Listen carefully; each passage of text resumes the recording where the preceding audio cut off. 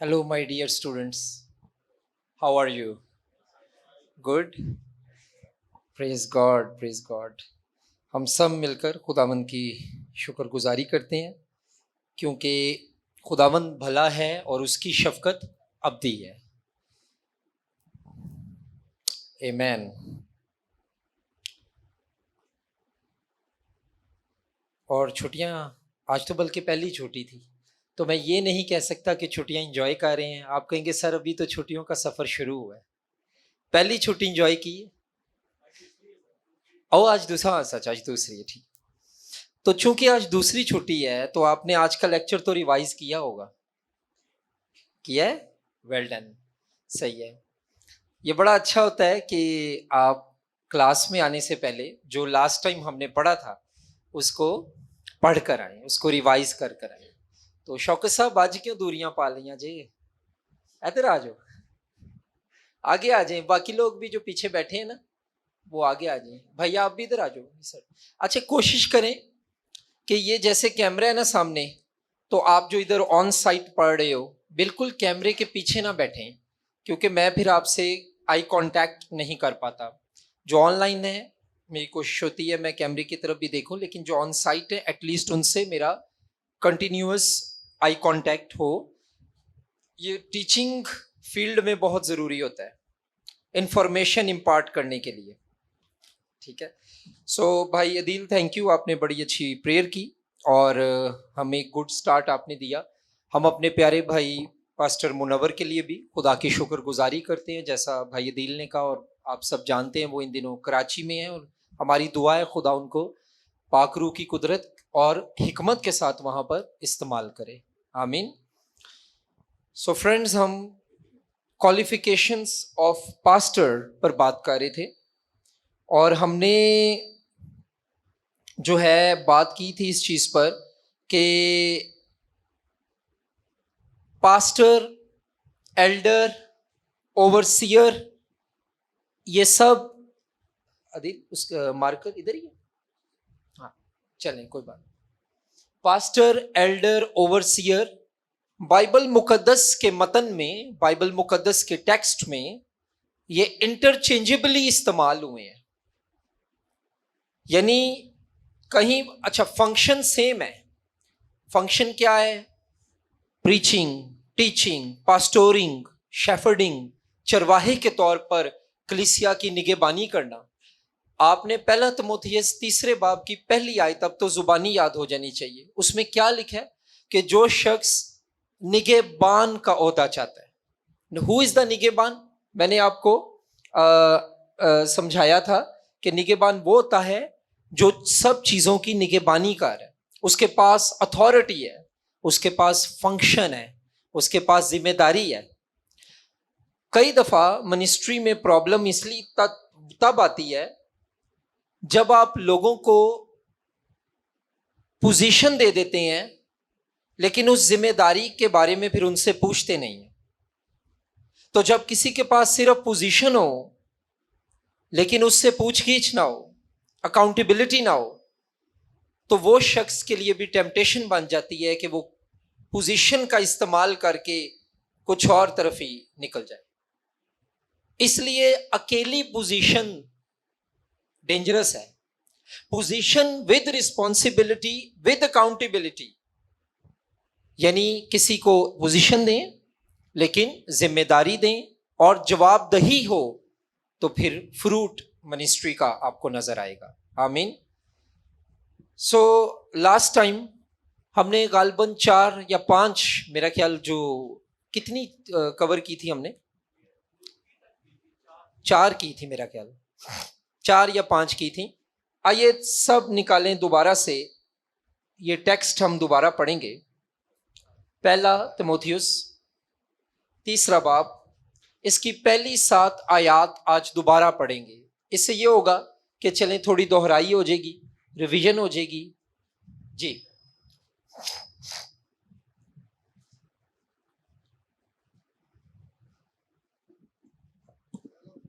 Timotheus,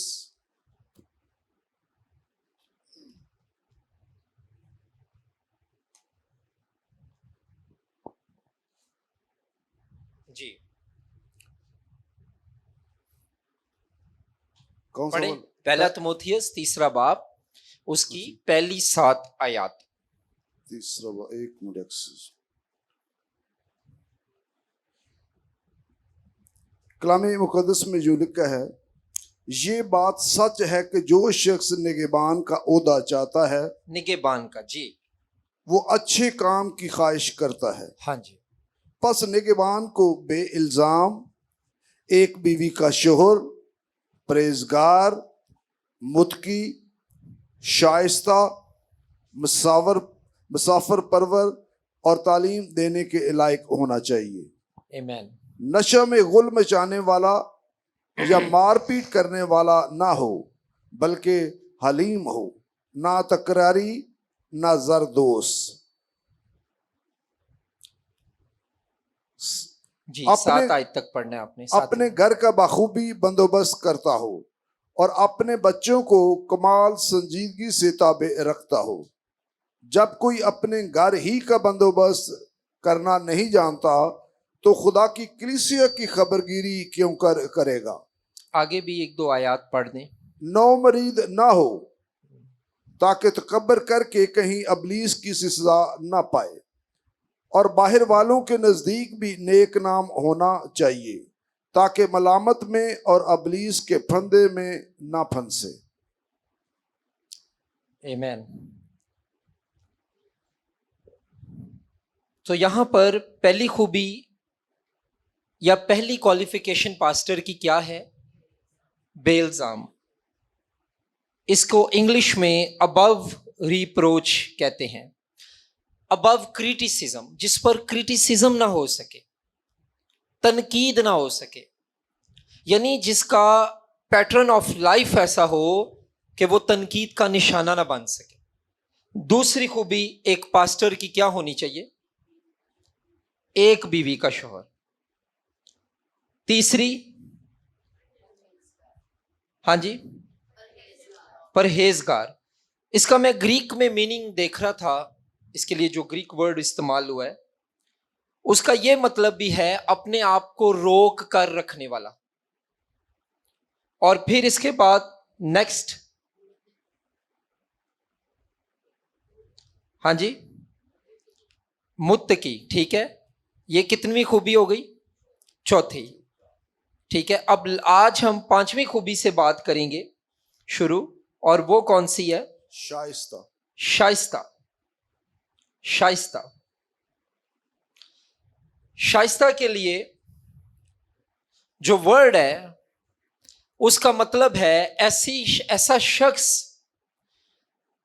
जिसका सिर्फ मिजाज शाइस्ता नहीं, बल्कि जिसकी जिंदगी में कोई तरतीब, कोई डिसिप्लिन हो, कोई ऑर्डर हो, कोई नज्मो जब्त हो।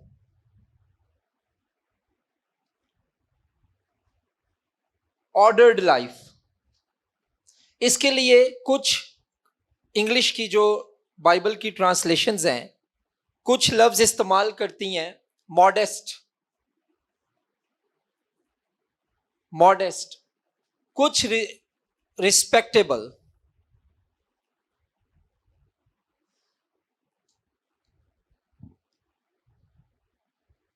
मॉडेस्टी का मतलब होता है म्याना रवि, किसी चीज में एक्सट्रीम पे ना चला जाए, उसकी शख्सियत में तवाजुन हो, बैलेंस हो। अगर वो किसी को डिसिप्लिन कर रहा है तो वो अपनी मोहब्बत भी शो करे, सिर्फ डांटता ना रहे, चर्च में लोगों को खींचता ही ना रहे लोगों को, बल्कि उसके अंदर इंकरेजमेंट भी हो, वो दूसरों को इंकरेज करे, मोहब्बत भी दिखाए, जेंटल हो, ऑर्डर हो, नज्मो जब्त हो उसकी लाइफ में। अगर वो स्टडी को टाइम दे रहा है तो वो फैमिली को भी टाइम दे, और ये फैमिली वाला पॉइंट आगे हम डिटेल में पढ़ेंगे। अगर वो फैमिली को टाइम दे रहा है तो कोई सेपरेट प्राइवेटली दुआ में भी वक्त गुजारे, कोई बुक्स को भी पढ़े, कोई नॉलेज भी हासिल करे, कोई फेलोशिप भी दूसरों से करे। कई खादम होंगे वो अकेले अकेले फिरते रहेंगे, उनकी किसी से फेलोशिप ही नहीं होती, वो किसी फेलोशिप का हिस्सा नहीं होते। तो जब आप खिदमत में हैं, कोशिश करें तन्हाई का शिकार ना हो, क्योंकि खिदमत जो है ये बड़ा मुश्किल काम है और ये तन्हा सफर नहीं गुजरता. It's a tough thing to do. खिदमत वैसे ही तन्हा कर देती. जब आप लोगों के साथ कॉम्प्रोमाइज नहीं करते और कॉम्प्रोमाइज करने वाले आपको छोड़ देते हैं तो आप कुछ देर के लिए तन्हा ही होते हैं. रूहानी स्पिरिचुअल फ्रेंड्स अपनी मिनिस्ट्री में रखें. सिर्फ ऐसे लोग नहीं जो यस मैन आपको कहें, ऐसे भी लोग रखें जो आपकी मिस्टेक को मोहब्बत के साथ, शाइस्तगी के साथ आपको बता भी सके.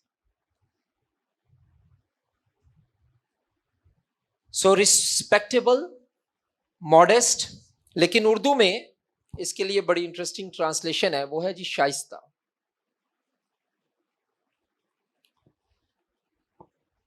जो लोग अभी आए हैं वो पहला तिमोथियस उसका 3 बाब, हम उसकी पहली 7 आयत को देख रहे हैं, क्वालिफिकेशंस ऑफ पास्टर, और उसमें से 5वीं शाइस्ता जो एक खूबी है पास्टर के अंदर होनी चाहिए, हम उसको देख रहे हैं.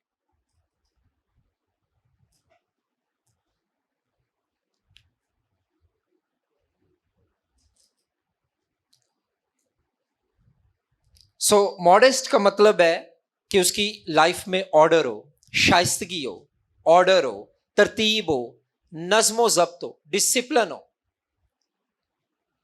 नेक्स्ट है, तो पास्टर को एक ऐसा होना चाहिए. और ये चीजें ना, मैं आपको एक बात बताऊं, ये सारी लिस्ट पढ़ के तो परेशान ना हो जाए कि यार ਇਹਦੇ ਵਿੱਚੋਂ ਤੇ 2-4 चीज़ां ने मेरे अंदर ते बाकियां ते नहीं हैगियां ते हुण मैं की करा, हुण मैं रिजाइन दे दा. नहीं, ऐसा नहीं है. मैं ये समझता हूं जाती तौर पे हम सब ग्रो करते हैं. 100% ना मैं और ना आप इन खूबियों पे पूरा उतरे, बट लेट्स ग्रो टुगेदर. हम सब ग्रो करते हैं, हम सब लर्न कर रहे हैं. थोड़ी सी किसी की बर्दाश्त भी रखनी चाहिए. परफेक्ट बंदा ढूंढेंगे, वो कहे, किसी ने कहा था कि कोई ऐसी, is there anybody who has no mistake, तो जवाब था डेड बॉडी. अगर कोई बॉडी है जो मिस्टेक नहीं करती, वो डेड बॉडी. जब तक आप जिंदा हैं देयर इज ए चांस. मैं ये नहीं कह रहा जी जानबूझ के करें. खुदावंद का कलाम यूहन्ना का पहला खत क्लियरली बताता है कि जो गुनाह करता है वो खुदा की तरफ से नहीं. असल में ग्रीक में उसका मतलब यह है जो गुनाह करता रहता है या गुनाह में पड़ा रहता है वो खुदा की तरफ से नहीं. सो मॉडेस्टी हमें अपनानी चाहिए, रिस्पेक्टेबल, और फिर म्याना रवि, ऑर्डर हमारी लाइफ में हो, डिसिप्लिन हमारी लाइफ में हो. एक खादिम थे FGA के काफी साल पहले, वो अब वो स्कॉटलैंड चले गए हैं. तो एक दफा मैं उनके साथ बैठा हुआ था, तो उन्होंने कहा कि खुरम बेटा, जो खादिम सुबह उठ के अपना बिस्तर ठीक नहीं कर सकता उसकी जिंदगी कैसे ठीक होगी. मतलब एक बड़ी सादी बात है, बेसिक बात है, लेकिन अगर समझा जाए तो वो क्या बात कर रहे हैं, कितनी डीप बात कर रहे हैं. और वो कह रहे हैं कि जिस खादिम की लाइफ में जिसका कमरा ही देखने के लायक नहीं, उसके मौजे कहीं पड़े हैं, चादर बिखरी है, कपड़े गंदे पड़े हुए हैं, ना वो अपनी सफाई रखता है, ना ब्रश, ना हाइजीन, ना कपड़े चेंज, ना कुछ. तो आप ऐसा खादिम जाते हैं लोगों के पास, तो हाउ पीपल विल फील. आप किसको रिप्रेजेंट कर रहे हैं, आप किसकी नुमाइंदगी कर रहे हैं. शुक्र है मेरा किसी ने यहां पर इनकार नहीं किया, मुर्ग ने बांध दे दी. अदील साहब उन गए नहीं उन्होंने पहचान. ठीक है, ऑनलाइन वाले परेशान ना हो, यहाँ पर एक बाहर मुर्गा है तो उसने काफी 3 बार भांग दे दी, तो मैं इस वजह से कह रहा हूँ. ऑनलाइन वाले कह रहे नहीं अभी शायद चाहिए, नोट्स पे डाल ले. हाँ जी, ठीक है. सो जब आप खिदमत में हैं, बहनें हैं, भाई हैं, जो भी हैं आप लोग, जब आप खिदमत में हो तो आपकी लाइफ में ऑर्डर होना चाहिए, मॉडेस्टी होनी चाहिए, आपकी लाइफ में नज़्मो ज़ब्त और डिसिप्लिन होना चाहिए. ठीक है, नेक्स्ट हम चलेंगे, और बड़ा इंटरेस्टिंग पॉइंट है और हमारे कल्चर में तो ये बहुत है. हॉस्पिटेबल, मुसाफिर परवर. ये छठी खूबी या क्वालिफिकेशन है एक खादिम के अंदर. ये चीज होनी चाहिए कि खादिम मुसाफिर परवर हो, हॉस्पिटेबल हो. अब इसका मतलब ये नहीं है कि हर रोज ही उसके घर मेहमान आए, बुढ़ी भी परेशान हो जाएगी. जाहिर है आप मतलब हम वाइफ्स पे वर्डन ना डालें कि हर रोज ही अब मिलने आ रहे। कई अच्छा मैंने कई खादम देखे उनके घर हर रोज ही कोई ना कोई आया। ऐसा ना करें। अपना ड्राइंग रूम और अपना बेडरूम में फर्क रखें। अपनी वाइफ का टाइम, अपने बच्चों का टाइम ऐसा रखें कि फिर कोई भी आए डिस्टर्ब नहीं होना चाहिए।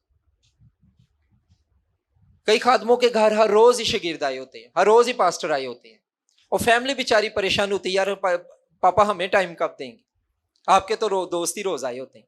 ऐसे खादिम ना बने। Give time to your friends. मैं भी कल एक फार्म हाउस पर गया था। मेरे दोस्त हैं, डीएसपी हैं पुलिस में, तो उनके साथ और कुछ और दोस्तों के साथ हम कोई 8-10 लोग थे। तो आगे उनके दोस्त हैं, क्रिश्चियन नहीं है वो, उनका फार्म हाउस है, तो हम कल उधर गए हुए थे और सुबह से शाम तक हम उधर थे। तो मैं बहुत शुक्रगुजार हूँ अपनी वाइफ का, जिन्होंने मुझे टाइम दिया, पीछे से उन्होंने बच्चों को संभाला, उनका संडे स्कूल चल रहा है, सुबह उनको वहां वो लेके गई। लेकिन अगर वो अब किसी ट्रेनिंग में जाना चाहें, वो खिदमत के लिए जाना चाहे, और मैं कहूँ नहीं जी आप घर बैठो और मैं खुद फार्म हाउस जा रहा हूँ और मैं खुद दोस्तों के साथ जा रहा हूँ, तो ये कैसा खादिम है? सो एक खूबी जो खादिम की होनी चाहिए, मैं ये नहीं कह रहा सबके लिए अपना घर खोल लो, लेकिन आपको हॉस्पिटेबल और मेहमान नवाज होना चाहिए। और ये खूबी मैं नहीं कह रहा, ये पौलुस कह रहा है, ये बाइबल में लिखी हुई कि आप हॉस्पिटेबल खादिम हो। मैं एक किताब पढ़ रहा था, उसमें लिखा था कि मसीह ने अपनी जान देकर आसमान के दरवाजे खोल दिए हैं, आप दूसरों की खिदमत के लिए घर के दरवाजे नहीं खोल सकते। हॉस्पिटैलिटी अपने अंदर पैदा करें। कई खादिम बड़े रूखे होते हैं, उन्होंने कभी किसी को नहीं कहा होता यार आप आए मेरे घर करें, चलो ना यार बहुता खर्चा करो, चाय किसी ने पिया दो। कोई चाय का भूखा नहीं होता। सारी बात फेलोशिप की होती, उस फेलोशिप से लोग बरकत पाते हैं। कई खादमों के दरवाजे नहीं कभी किसी के लिए खुलते, उनकी एक अपनी दुनिया होती है, बसाई होती है, ना वो किसी के ना कोई उनका। मैं क्राइस्ट की मिनिस्ट्री पर गौर करता हूं। खुदावंद यीशु मसीह वॉज ऑलवेज अमंग पीपल। चलिए मैं नहीं कहता आप सारा दिन ही लोगों में रहें या लोग सारा दिन आपके साथ रहें, लेकिन हॉस्पिटैलिटी बहुत जरूरी है। अच्छा एक बैकग्राउंड मैं आपको बताना चाहता हूं इसका, लेकिन उससे पहले कुछ हवाला जाते हैं जो हम पढ़ेंगे। यार जो लोग पीछे बैठे हैं, मैंने काफी बार रिपीट किया है कि वो आगे आ जाया करें। ये चेयर्स देखें खाली हैं, इधर भी खाली हैं, मैं बार बार हर क्लास में कहना पड़ता है आगे आके बैठा करें। हमारी तो जब बाइबल क्लास होती तो हम तो शौक से आगे आके बैठते थे। और मेरा टीचर था इंग्लैंड में सेमिनरी में, वो कहता खुरम तू यार आगे आके बैठता। मैं कभी मेरे से पहले कोई आ जाए तो बैठ जाए। अब मैं पहले आ जाता हूँ तो मुझे तो बड़ा शौक है सर, मैं बैठना चाहना था को लगे, तो आप लोग प्लीज आगे आके बैठा करें, मुझे अच्छा लगता है। ठीक है, ओके। हॉस्पिटैलिटी। सो आइए अब हम हवाला जात कुछ देखेंगे। रोमियो 12वां बाब उसकी 13वीं आयत। यानी पौलुस ने सिर्फ यहां तिमोथियस को ये इंस्ट्रक्शंस नहीं दी, बल्कि हम रोमन्स 12-13 में देखते हैं ये इंस्ट्रक्शन मौजूद है कि कलीसिया को कैसा होना चाहिए। जी रोमियो 12 बाब उसकी 13वीं आयत। जी। मुकस्सों की एहतियाजें रफा करो, मुसाफिर परवरी में लगे रहो। सिर्फ 13 आगे भी पढ़ना है जी, बस 13वीं आयत तक। 13 होगी। हाँ जी, मुसाफिर परवरी में लगे रहो। हॉस्पिटैलिटी आपके अंदर हो, आप हॉस्पिटेबल हो। एक खादिम को मिलनसार होना चाहिए, क्योंकि अगर वो मिलनसार नहीं है तो वो भेड़ों के दरमियान कैसे जचेगा, वो भेड़ों के दरमियान कैसे जाएगा। मैं एक खादिम के पास था, अब वो पास्टर थे, तो वो कहते कि सर जी बस लोकां तो मैनू बड़ी खेच जाती। मैं कि यार तुसी पास्टर किवें बन गए जे लोकां तो तुहानू खेच जाती। How can you be a pastor if you can not love people. आप पर्सनल स्टडी का टाइम अलहदा करें, बुक रीडिंग का टाइम अलहदा करें, अपनी स्टडी का टाइम अलहदा करें, फैमिली का टाइम अलहदा करें, फिर भी आपके पास टाइम बचता है कि आप कहीं ना कहीं रोज नहीं तो हफ्ते में एक बार, महीने में एक बार कहीं ना कहीं फेलोशिप जरूर करें। मैं इसलिए कहता हूं एक पास्टर का भी पास्टर होना चाहिए, जो पास्टर्स हैं उनके घर भी खादम को आना चाहिए। आप चुन लें, खुदा के पाकरू से पूछें कि कौन सा खादिम हमारे घर आए, विजिट के लिए आए, दुआ के लिए आए। लेकिन मैं बड़े सालों बाद, 24 साल बाद मिनिस्ट्री में इस बात को सीखा हूं कि एक खादम के घर भी किसी खादम का आना बाबरकत होता है। आप सबके घरों में जाते हैं, लेकिन आपके घर भी किसी खादिम का आना चाहिए। आपकी मर्जी का ही आ जाए, लेकिन आए, जो आपको बरकत दे, जो आपके बच्चों के लिए दुआएं करे, जो आपकी फैमिली को, खिदमत को बरकत दे के जाए। अपने घर के दरवाजे के लोहे के तालों से ना बंद कर लें कि ना कोई बाहर जाए ते ना कोई अंदर आए। कोई हॉस्पिटैलिटी अपने अंदर लाए, मुसाफिर परवरी। तो ये एक खिदमत की क्वालिफिकेशन है। और मैं बड़ा हैरान हूं इस बात पर, हालांकि मैं इस पे पढ़ा रहा हूं, बट आई एम सरप्राइज्ड कि पौलुस रसूल ने ये क्वालिफिकेशन क्यों रखी। यानी उसने ये क्यों तिमोथियस को लिखा कि खादम। अब ये समझ में बात आती है, बेइल्जाम हो, एक बीवी का शौहर हो, ये तो बड़ी क्लियर बातें हैं। मुसाफिर परवर भी हो, ये क्या बात। तो इसके पीछे बैकग्राउंड है, अब वो गौर से सुन लें, क्योंकि जब आप बुक्स पढ़ते हैं तो आपको उन चीजों का नॉलेज मिलता है, और बैकग्राउंड को समझना बहुत जरूरी है। और उसके लिए मुझे इधर अदील जाना पड़ेगा। अब ये देखें, खुदावंद यीशु मसीह जब, अब ये मुसाफिर परवर पे मैं बात करने लगा हूं कि हॉस्पिटैलिटी के क्वालिफिकेशन पर जोर क्यों दिया गया, एम्फसिस क्यों किया गया, इस पे बात करने लगा। खुदावंद यीशु मसीह के साउथ फरमा जाने के बाद किस एरिया में थे शागिर्द, क्रिश्चियनिटी कहां से स्टार्ट होती नजर आ रही है। एक्सीलेंट, मैं जे लिख रहा हूं ताकि जे फॉर जेरूसलम। उसके बाद सामरिया, यहूदिया और दीगर इलाकों में फैली। मत्ती के बारे में हिस्ट्री की बुक्स कहती हैं कि वो अफ्रीका में, इथियोपिया में शहीद किया गया। बर्तलमाई और तोमा इंडिया में शहीद किए गए। अगर आप हिस्ट्री की कुछ बुक्स पढ़ें तो बहुत सी स्ट्रॉन्ग रवायात हमें मिलती हैं कि जो खुदावंद यीशु मसीह के डिसाइपल्स थे वो सिर्फ यरूशलेम नहीं रहे, बल्कि पिछले दिनों बरकत टीवी की रिकॉर्डिंग थी, मैं प्रोग्राम में था, मुनव्वर भाई के साथ ही थी, तो उसमें मैंने ये बताया था कि जो फिलिपुस हबशी खोजा को बपतिस्मा देता है ना, वो फिलिपुस नहीं जो रसूलों में से एक है। दो फिलिपुस हैं, एक यीशु मसीह के शागिर्द जो रसूल कहलाया, फिलिपुस रसूल, एक फिलिपुस मुबशर। ये फिलिपुस मुबशर था और सीरिया में फैले, यहूदिया में फैले, करते करते ये लोग आगे इंडिया की तरफ आए। तोमा आपका ये टेक्सले की तरफ आया था, ठीक है, फैलती गई मसीहत। अब होता क्या था, आई नीड अनदर मार्कर। होता क्या था कि यहां से जब लोग निकलते थे ना, यहां से लोग निकले तो लोग फर्क जगहों पे गए, फैल गए ना। तो इमेजिन करें कि ये लोग मुबशरे अंजीले जलील हैं, एवेंजलिस्ट हैं, ठीक है। अपोस्टल्स ने भी एवेंजलिज्म किया, टीचिंग की, तो ये टीचर हैं, एवेंजलिस्ट हैं, ठीक है। अब होता क्या था कि चूंकि अंजील बड़ी तेजी से फैली है, अगर आप चर्च हिस्ट्री को देखें, अमाल की किताब आप लोग पढ़ रहे हो तो उसमें आपने देखा है कि कितनी तेजी से और खुदावंद का रूह नाजिल हुआ और खुदा का खौफ छा गया और इतने लोग आ गए। पहले टाइम च 3,000 आ गए, पतरस के बाद से 3,000 ऐड हो गए, 3,000 added in the church, and then thousands and thousands and thousands. और आप आज अददी एतबार से क्रिश्चियनिटी दुनिया का सबसे बड़ा मजहब है, अददी एतबार से। और हुआ क्या, इन इलाकों में कहीं ना कहीं कुछ पॉइंट्स थे जहां पर क्रिश्चियंस थे। कई क्रिश्चियन और इनके जाने से पहले, अच्छा कई लोगों के जाने से पहले मैसेज गया है, लोग बाद में गए हैं। कई जगहों पे लोग गए हैं फिर मैसेज गया है। प्लीज मेरे साथ रहना है, आई रियली वांट कि आप ये पॉइंट अंडरस्टैंड करें। कई जगहों पर मैसेज पहले गया है, अब कैसे गया, कौन लेके गया, वो डॉक्यूमेंटेड नहीं है, लेकिन कई जगहों पर मैसेज तब गया जब लोग गए हैं। कई जगहों पर मैसेज पहले गया है और लोग गए हैं उसकी वजाहत करने।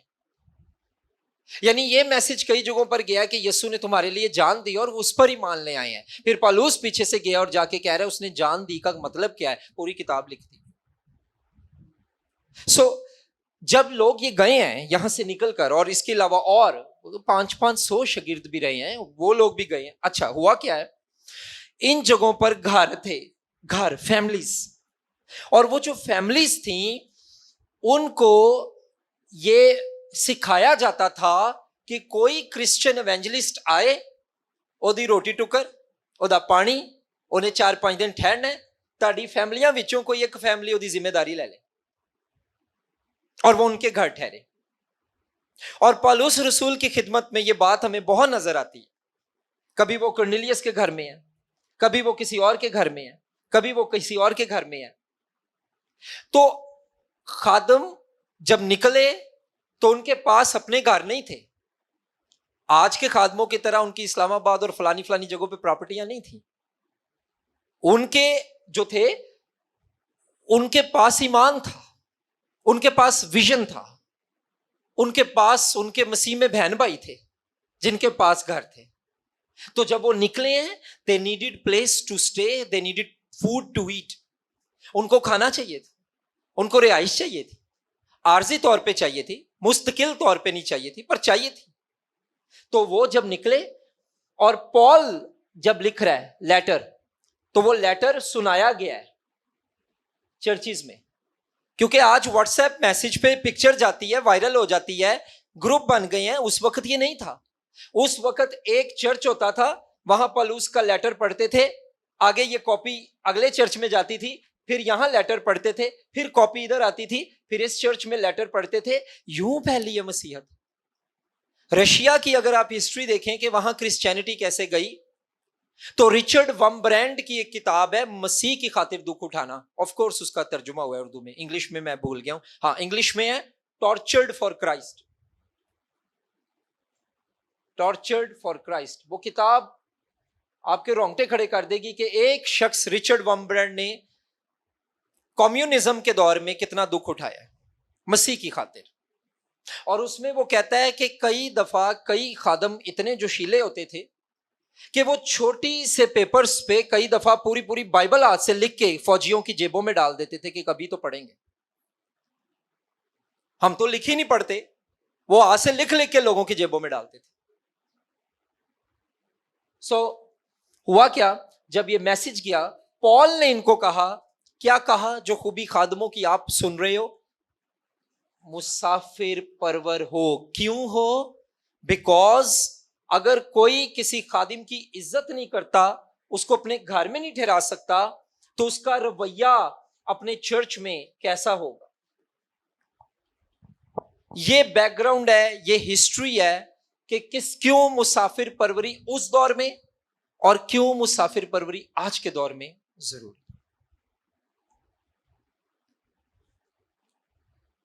ये मसीही मोहब्बत का इम्तियाजी निशान था, mark of being a Christian था। क्या आप हॉस्पिटेबल हो? आइए एक और हवाला देखें, अब्रानियों 13:2। उसके बाद आप में से कोई निकाल के रखे फिलेमोन। अब ये ना पूछना उसके कितने चैप्टर, उसका एक ही चैप्टर है, उसकी 22वीं आयत।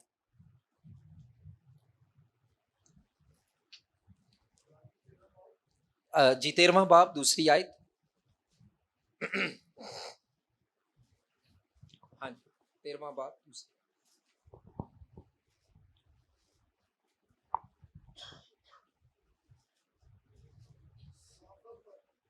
थोड़ी सी बुलंद आवाज से। हाँ जी। मुसाफिर परवरी से गाफिल ना रहो जी, क्योंकि इसी की वजह से बाज ने बेखबरी में फरिश्तों की मेहमानदारी की है। आपको पता है किस वाक्य की बात हो रही पुराने यतनामे में? अब्राहम। वेल डन, एक्सीलेंट, ठीक है। फिलेमोन 22वीं आयत।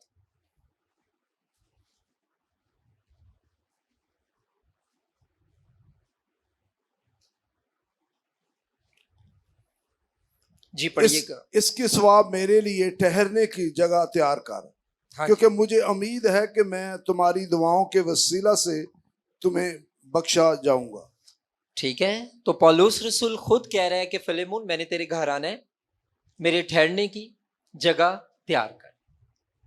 आज भी कई खुदा के खादिम, मिशनरीज, एवेंजलिस्ट, मुबशर, कई लोग हैं हम में से, अगर मैं कहूं तो आप हाथ खड़ा करेंगे, कि जिन्होंने अपने घर में कोई एक रूम किसी खादिम के लिए रखा होता है, किसी के ठहरने का सबब वो बनते हैं। खुदा ने अगर वसाइल दिए हैं तो वो उस खादिम को जो है रोटी पानी भी खिलाते हैं, उसको सर्व भी करते हैं। लेकिन यहां मैं एक बात कहता चला जाऊं, बी वेरी केयरफुल कि वो हो खादिम, बिकॉज बहुत सी भाइयों को आने दें, आ जाए वेलकम। हाँ जी, हाँ इधर आ जाए, आगे आ जाए। कुछ लोग ये चलवा देते हैं या जिधर आपका दिल करता है बैठे, कोई मसला है। Wherever you feel easy, no problem. अच्छा लग रहा है क्योंकि वैसे तो मेरा ख्याल ऑनलाइन ही मुलाकात होती है, आज फेस टू फेस हो रही है, तो बहुत से लोग मेरे लिए न्यू हैं, मैं नहीं मिला उनसे, आज ही मिल रहा हूं। So God bless you and welcome in the class. तो हम क्या खूबी पढ़ रहे हैं, एक पास्टर की होनी चाहिए कि एक पास्टर को मुसाफिर परवर होना चाहिए, ठीक है। और क्यों होना चाहिए ये उसकी गवाही है। लेकिन मैं ये क्या बात यहां पे कह रहा था, बी वेरी केयरफुल। हर शख्स को घर में अलाउ नहीं करना आने के लिए, हर शख्स को अपने रूम्स तक रसाई नहीं देनी, क्योंकि इम्तियाज का रूह भी खुदावन ने दिया, हिकमत के साथ भी चलना है। हर बंदा जो कहे मैं खादिम हूं, जरूरी नहीं वो खादिम ही हो। तो be very careful, discernment, Imtiaz करें। दरख्त अपने फल से पहचाना जाता है। जिस खादम को आप जानते हैं, जिसका रिकॉर्ड ठीक है, जिसका पता है कि ये रूहानी खादम है और जो पहले आपके साथ रह चुका है, उसके ऊपर ट्रस्ट करें। और अगर कोई फर्स्ट टाइमर है तो उसके बारे में पहले पूछवा लें या पता करवा लें ये बंदा है कहां से। तस्दीक जरूरी है, क्योंकि आजकल जो वाकयात मैंने सुने, मैं ऑनलाइन नहीं बोलना चाहता, जो चीजें मैंने सुनी, बहुत से लोग खादमों से फिर हर्ट होते हैं।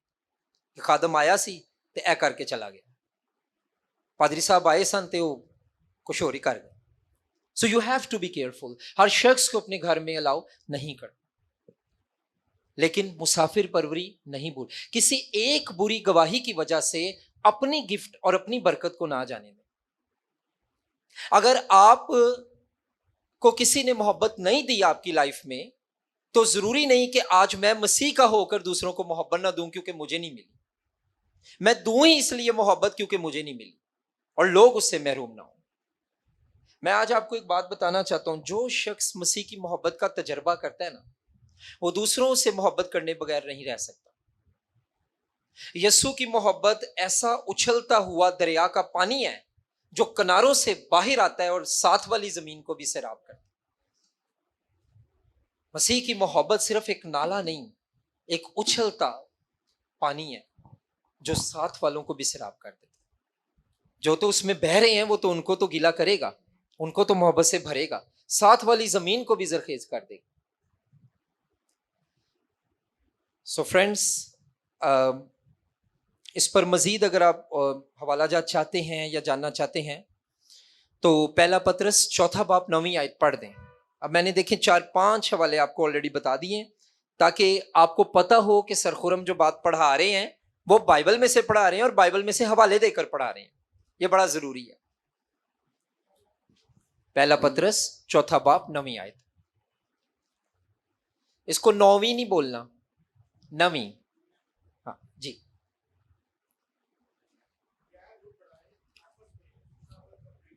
हाँ थोड़ा सा भाई ऊंची जरा बोलना पड़ेगा आपको। बगैर बुड़बड़ाए आपस में मुसाफिर परवरी करो। हाँ, पॉल इस पे टीचिंग दे रहा है, पतरस इस पे टीचिंग दे रहा है। कितने हवाले हमने पढ़े हैं, ठीक है। इसके अलावा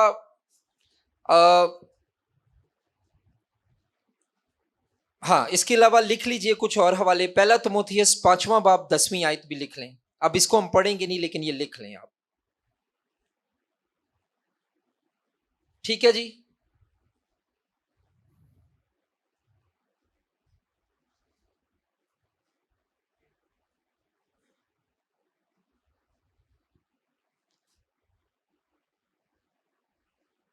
हॉस्पिटेबल का वर्ड हो गया। अब नेक्स्ट है ये जी, हम पास्टर की क्वालिफिकेशन या खूबियां पढ़ रहे हैं।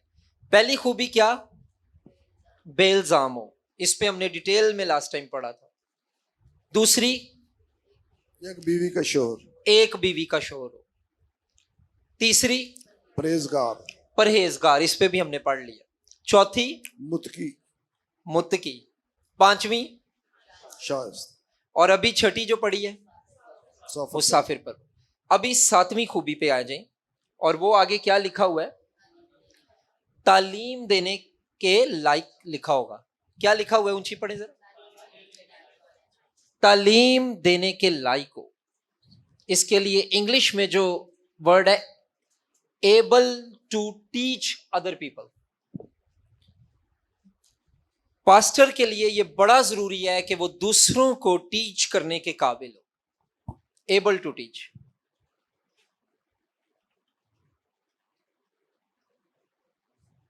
तालीम देने के लाइक, लायक हो या काबिल हो। Able to teach. अब दूसरों को वही तालीम दे सकता है जो खुद तालीम याफ्ता है। अगर आपकी टोकरी में सेब है तो दूसरों को ऑफर करेंगे। अगर अपनी टोकरी खाली है तो आप दूसरों को ऑफर नहीं करेंगे, वो कहेंगे भाई सब ताड़ी टोकरी जिते है नहीं। तो इसमें दो बातें आती हैं तालीम देने में। नंबर एक, पहली बात इसमें आती है काबिलियत, और दूसरी बात इसमें आती है महारत।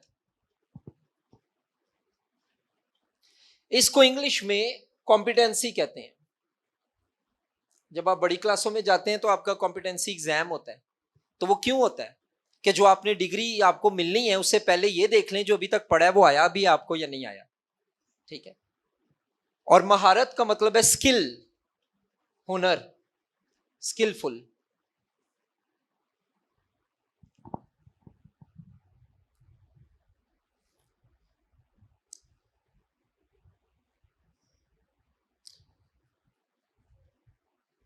इसके लिए ग्रीक में जो वर्ड है वो है डिडाक्टिकोस। डिडाक्टिकोस, डिडाक्टिकोस, और यही वर्ड से डिडाखे है। डॉक्ट्रिन, अकीदा, अकायद। और डिडाक्टिकोस जो है ये एडजेक्टिव है, और इसका मतलब है अकायद की तालीम देने के काबिल हो। ये एडजेक्टिव है, और ग्रीक में एडजेक्टिव जो होता है वो इसम सिफ्त होता है। उर्दू में आपकी इसम सिफ्त, खूबी किसी की।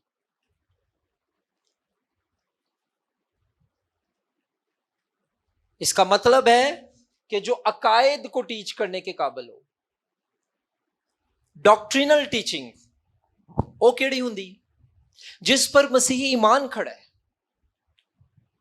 जो तसलीस पे बात करे, जो मसीह की बशरियत और खुदाबंदी पर बात करे, जो कलाम पर बात करे। अब मैं यहां ये नहीं कह रहा कि जी पीएचडी हो तो वो पास्टर हो, ऐसा नहीं है, लेकिन वो इस काबिल हो। यहां पे कोई डिग्री नहीं लिखी, लेकिन डिग्री करना, एटलीस्ट कोई बेसिक डिग्री तो उसके पास हो, कोई बीटीएच हो, एमडी हो। बाकी बातें फिर बात की हैं। एटलीस्ट मैं समझता हूं आप जितने इधर बैठे हो, मैं नहीं कहूंगा हाथ खड़ा करो, जितने पास्टर्स हो, कम से कम एमडिव करो, कम से कम मास्टर्स ऑफ डिविनिटी करो। हम आपकी बहुत कदर करते हैं, आपने बीटीएच किया है, हम आपकी बहुत कदर करते हैं, लेकिन एज अ भाई, एज अ खादिम, मैं इंकरेज कर रहा हूं कि अब इससे आगे जाओ। अगर बैचलर लेवल पे पढ़े हो तो मास्टर्स डिग्री करो। अब उसके लिए बीए करना पड़ेगा, करो, ओपन यूनिवर्सिटी से करो, प्राइवेट तैयारी करो। तो बीटीएच हो, लेकिन कम से कम एमडी हो। और खुदा का शुक्र है अब तो ऐसे इदारे हैं आपके यहीं पर जो एमडी ऑफर कर रहे हैं।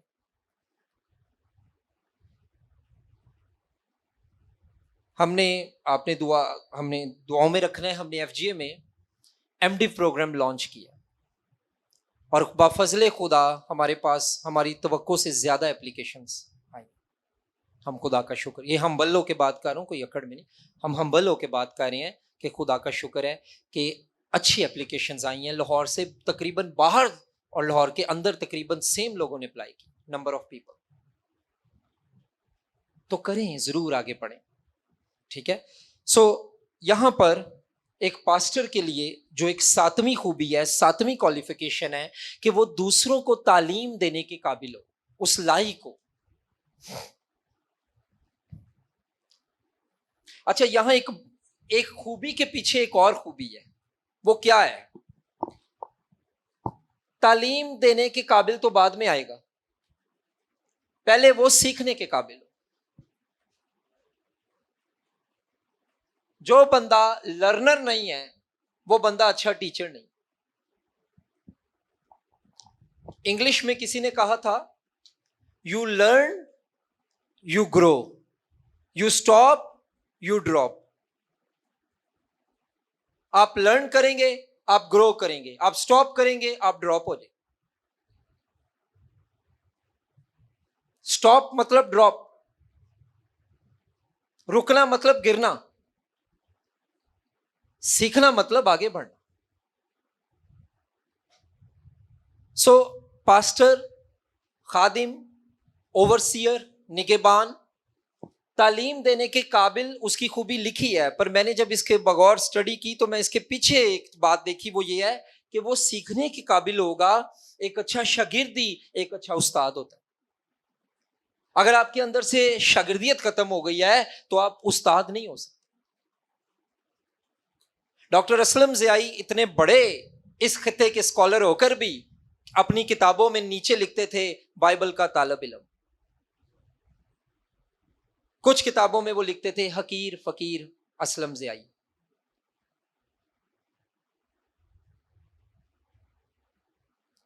तो वो जो तालिबाना तड़प है, तालिब होना किसी चीज का, वो नहीं कभी खत्म होनी चाहिए। और बाइबल के लिए तो कभी भी नहीं।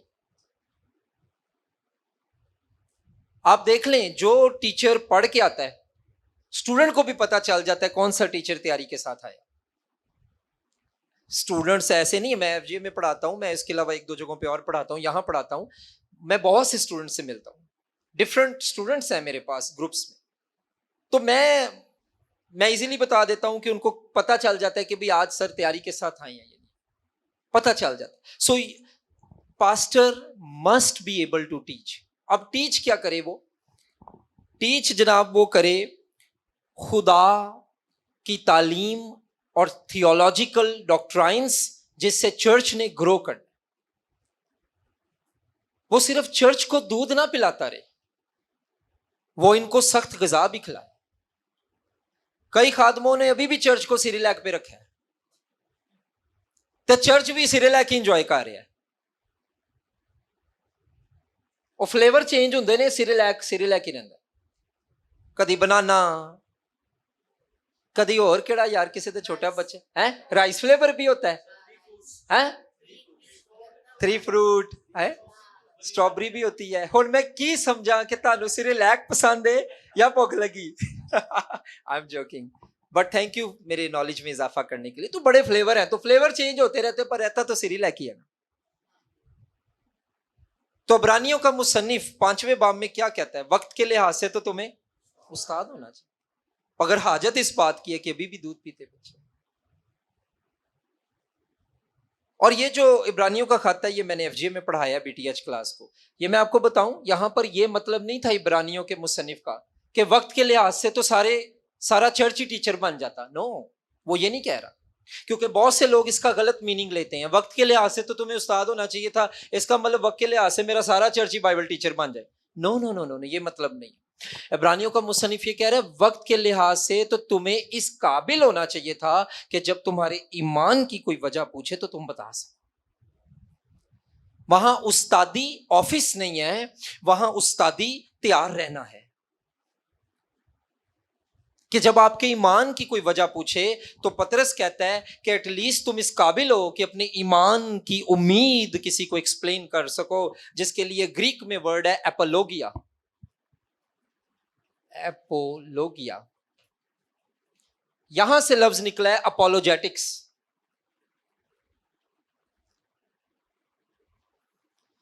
समुंदर की जो पास्टर अपने चर्च को तालीम देने के काबिल होता है और तालीम देता है, उसका चर्च समुंदर की लहरों की तरह डके डोले नहीं खाता रहता। वो कायम होता है, वो ग्रो करता है। आप देख लें जो चर्चिज टीचिंग चर्चिज हैं, जिन चर्चिज में कलाम की दुरुस्त, वाजिया और वफादार एक्सजेसिस तफसीर करके कलाम पेश किया जाता है, उस चर्च का तो मैंबर भी मान नहीं। उस चर्च से तो मैंबर ने तानू थियोलॉजी दस देनी है। हेलो, आप सुन रहे हैं? मतलब मैं ये कह रहा हूं कि जिस चर्च का पास्टर टीचिंग पास्टर है ना, मतलब जो टीच करता है, जो कि होना चाहिए, जो कि लिखा है, ये खूबी मैंने नहीं डाली, ये पॉल कह रहा है तिमोथियस को, उस चर्च का तो मेंबर भी मान नहीं होता। वो आपको बड़ा अच्छा एक्सप्लेन करेगा आमदे सानी क्या है, क्योंकि उसके पास्टर ने उस पर सीरीज में मैसेज दिया। फिलीपींस में मैंने जब अपना एमडी वबी किया यूनानी और इब्रानी जुबान के साथ, तो मेरे जो इब्रानी के टीचर थे हौशे, उनका नाम हौशे फिलिक्स है, वो पीएचडी कर रहे हैं इसमें, कोई कोई किसी नबी की किताब में कर रहे हैं, मुझे भूल गया। तो रूथ की किताब पर वो हमें इब्रानी से तफसीर करवा रहे थे। तो वो कहते हैं कि मैं, अच्छा वो पास्टर भी हैं और थियोलॉजियन भी हैं, तो वो कहते हैं कि मैं अपने चर्च में, we will take a break at 7 o'clock। मैं अपने चर्च में, फिलिक्स साहब कहते हैं कि जेनेसिस से लेके मुकाशफा तक सीरीज में कलाम सुनाता हूं, और मेरा चर्च पूरी बाइबल में एजुकेट होता है। कई दफा बहुत से खादिम इसलिए कामयाब टीचिंग नहीं दे सकते कि वो बाइबल की बुक्स में से कलाम नहीं सुनाते और सीरीज में कलाम नहीं सुनाते।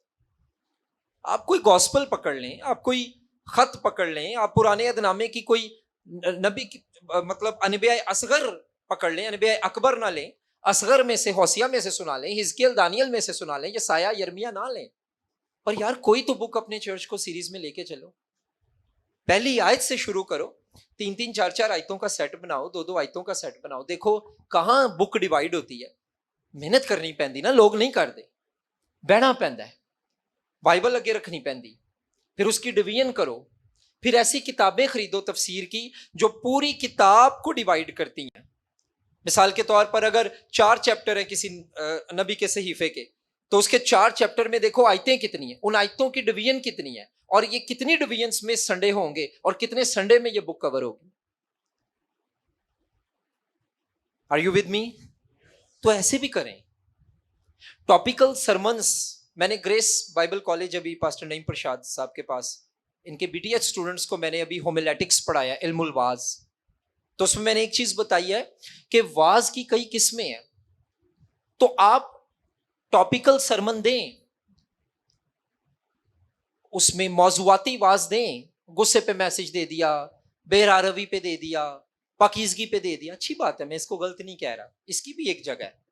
लेकिन जब आप संडे प्रीचिंग करते हैं, अपने चर्च को आदत डालें कि वो सीरीज में चलें। बिब्लिकल थियोलॉजी आपने पढ़ी है, बाइबली इल्म इलाही। बिब्लिकल थियोलॉजी होता है कि पैदाइश से मुकाशफा तक बाइबल एक स्टोरी है। जो बिब्लिकल स्कॉलर्स हैं वो कहते हैं बाइबल स्टोरियां नहीं है, बाइबल स्टोरी है, जो स्टोरी ऑफ गॉड है। बाइबल इज वन स्टोरी जिसके अंदर स्टोरीज हैं, और वो स्टोरीज मिलकर एक स्टोरी बनाती हैं, और इस स्टोरी का सेंटर खुदा है। तो इस स्टोरी को सुनाएं लोगों को। कई पास्टर्स मैंने देखे हैं, वो पुराना ऐदनामा तो सुनाते ही नहीं, 2-2 साल हो गए, वो पलूस के खतों से नहीं निकलते, अनाजील में से नहीं निकलते। क्यों भाई? भाई साहब पुराना ऐदनामा बड़ा मुश्किल है। तो यार कोई गल नहीं, मेरे लिए भी मुश्किल है, मैं केड़ा कोई स्कॉलर हाँ, मैं भी ताड़े वांगू स्टूडेंट हाँ। किताबें लें, MI के जाएं, असलम ज़ियाई साहब का सेट लें, जबूरों पे सुनाना है तो अलामूत के सुर किताब खरीदें। है जी नबी के सहीफे पर बात करनी है तो पहाड़ों से लकड़ी की बात करें, उनकी किताब है। खुदा ने कहा था मुझे तुम्हारे हदिये नहीं चाहिए, तुम्हारे हदिये नहीं मुझे चाहिए, मेरा घर बनाना है तो तुम्हारी करप्टेड पैसों से नहीं बनेगा, पहाड़ों पे जाओ और वहां से लकड़ी लाओ और वहां से मेरा घर बनाओ। ये है जी नबी। पढ़ें ज़ियाई साहब की बुक, और आप में से जो इंग्लिश पढ़ सकते हैं, आपके पास तो भरमार है यार। बुक्स डाउनलोड करें, किसी से पूछें कैसे डाउनलोड होती हैं, खरीदें, लें। खुदा ने आपकी जगह आके तैयारी नहीं मैसेज की करनी, वो आपने करनी। So pastor must be able to teach. अब जिस पास्टर का सारा सैटरडे विजिटेशन में गुजर जाता है, उसने संडे की क्या तैयारी करनी? हफ्ते में 4-4 विजिट रखे होते हैं, तो आप दुआ कब करते हैं? बुक्स कब पढ़ते हैं? अपनी पर्सनल प्रेयर कब करते हैं? अगर सारा हफ्ता आप विजिट ही करते रहेंगे तो आप एबल टू टीच कैसे बनेंगे? कलाम किताबों और घुटनों दोनों से निकलता है। इसके लिए स्टडी और प्रेयर दोनों चाहिए। किताबें मतलब स्टडी और घुटने मतलब दुआ। एक आखिरी बात बताता हूं, आज की आखिरी बात। 7 बजे हम ब्रेक लेंगे। अमेरिका में एक सेमिनरी है, प्रिंसटन सेमिनरी। मुझे तौफीक हुई, मैंने वो सेमिनरी देखी है न्यू जर्सी में, अमेरिका में। न्यू जर्सी एक स्टेट है अमेरिका की, और वहां पर प्रिंसटन सेमिनरी है। तो वहां पर एक क्लास में दो ग्रुप बन गए, क्योंकि कुछ बच्चे ये कहते कि सर हमारा एक टीचर है, वो कहता है कि आप घुटनों पर दुआ करो, और दूसरा ग्रुप कहता है कि सर हमारा ये टीचर कहता है कि आप खड़े होकर बाइबल पढ़ो। तो प्रिंसिपल साहब खुदा के खादिम थे, तो ये ग्रुप दोनों चले गए, कहते सर आप बताएं इसका हल क्या है, हम घुटनों पर दुआ करें या खड़े होकर बाइबल पढ़ें? तो उसने कहा तुम घुटनों पर होकर बाइबल पढ़ो, ताकि कलाम भी हो और दुआ भी हो। ठीक है? So pastor must be able to teach. Teaching दें, अपने चर्चिस को टीचिंग दें। ऊंची बोलने से नहीं कुछ होगा, बहुत गला फाड़ने से कुछ नहीं होगा। मैं प्लीज माजरत, मैं आपके पैशन की कदर करता हूं, मैं खुद पिच ऊंची ले जाता हूं जहां जरूरत पड़े कि मुझे ऊंचा बोलना है। मैं ऊंची बोलने के खिलाफ नहीं हूं, लेकिन यार आप अपनी आवाज ऊंची ना करें, अपने दलाइल ऊंची करें, अपनी स्टडी ऊंची करें। आप आराम से भी बोलें तो लोग आपकी सुने और वेट करें कि यार ये बंदा जरा बोल ले, मैं फिर घर जाऊंगा, इसकी सुन जाऊं, क्योंकि जब ये बोलता है तो बहुत अच्छा बोल, तो कुछ अंदर होगा, खूंच कुछ होएगा ते बोकी उत्ते बाल्टी भर के ले आएगी। भाई नीचे कुछ होगा तो बाल्टी ऊपर जो आएगी वो भरी आएगी, और फिर वो तर करेगी।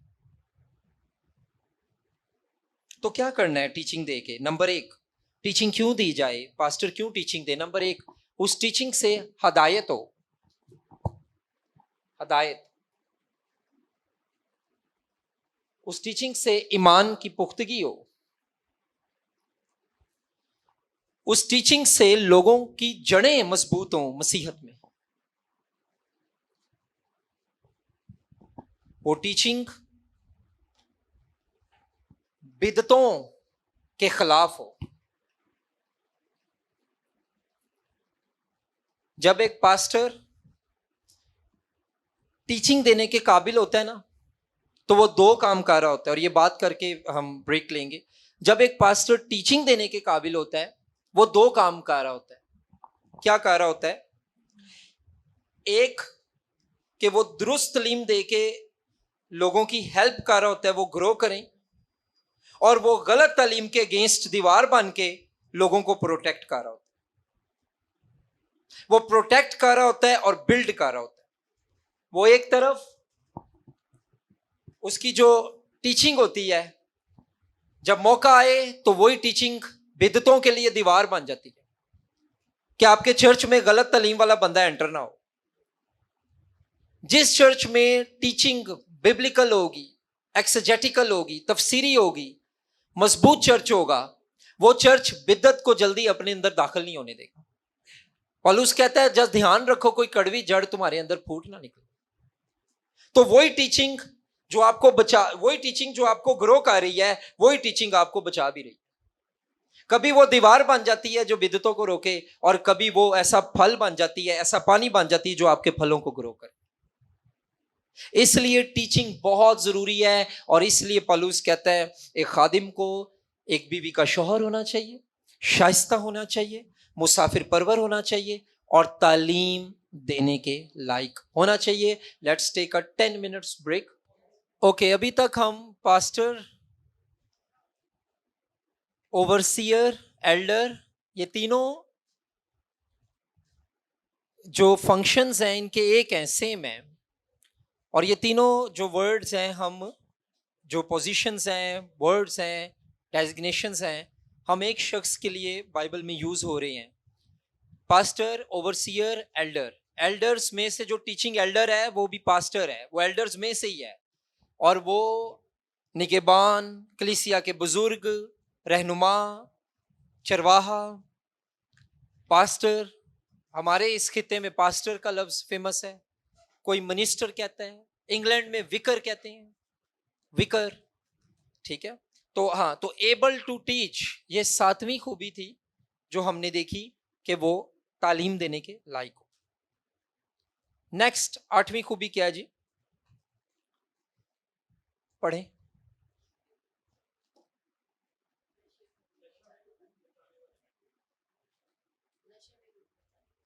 नशा, नशा में गुल मचाने वाला। हाँ हाँ, मैं ये समझता हूं कि इट्स प्रीटी क्लियर कि एक पास्टर को कैसा होना चाहिए। मैं इस पे ज़्यादा टाइम नहीं गुजारूंगा। और यहाँ पर जो ग्रीक वर्ड है नशा में गुल मचाने के लिए, वो ऐसा शख्स जिसको किसी नशे की आदत हो, इल्लत हो, जो उस चीज के बगैर रहता ना हो। वो जो दौर था ना, ग्रेको रोमन दौर, यूनानी रोमी दौर, वहां पर जो मशरूब थी ना वो मैं थी, वो कोक फैंटा नहीं मिलती थी। उनकी कल्चर फर्क था, उनके फूड फर्क थे, उनकी मशरूबात फर्क थी।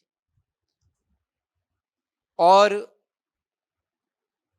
यहां पर एक ऐसे शख्स की पिक्चर है नशा में गुल मचाने वाले की, जो जिसका मुंह बाद में और हाथ पहले चले, जो दूसरों के लिए नुकसानदेह हो। हमारे खिते में यह समझना आपको बहुत क्लियर है कि पास्टर को नशा नहीं करना चाहिए, नशा में गुल मचाने वाला नहीं होना चाहिए।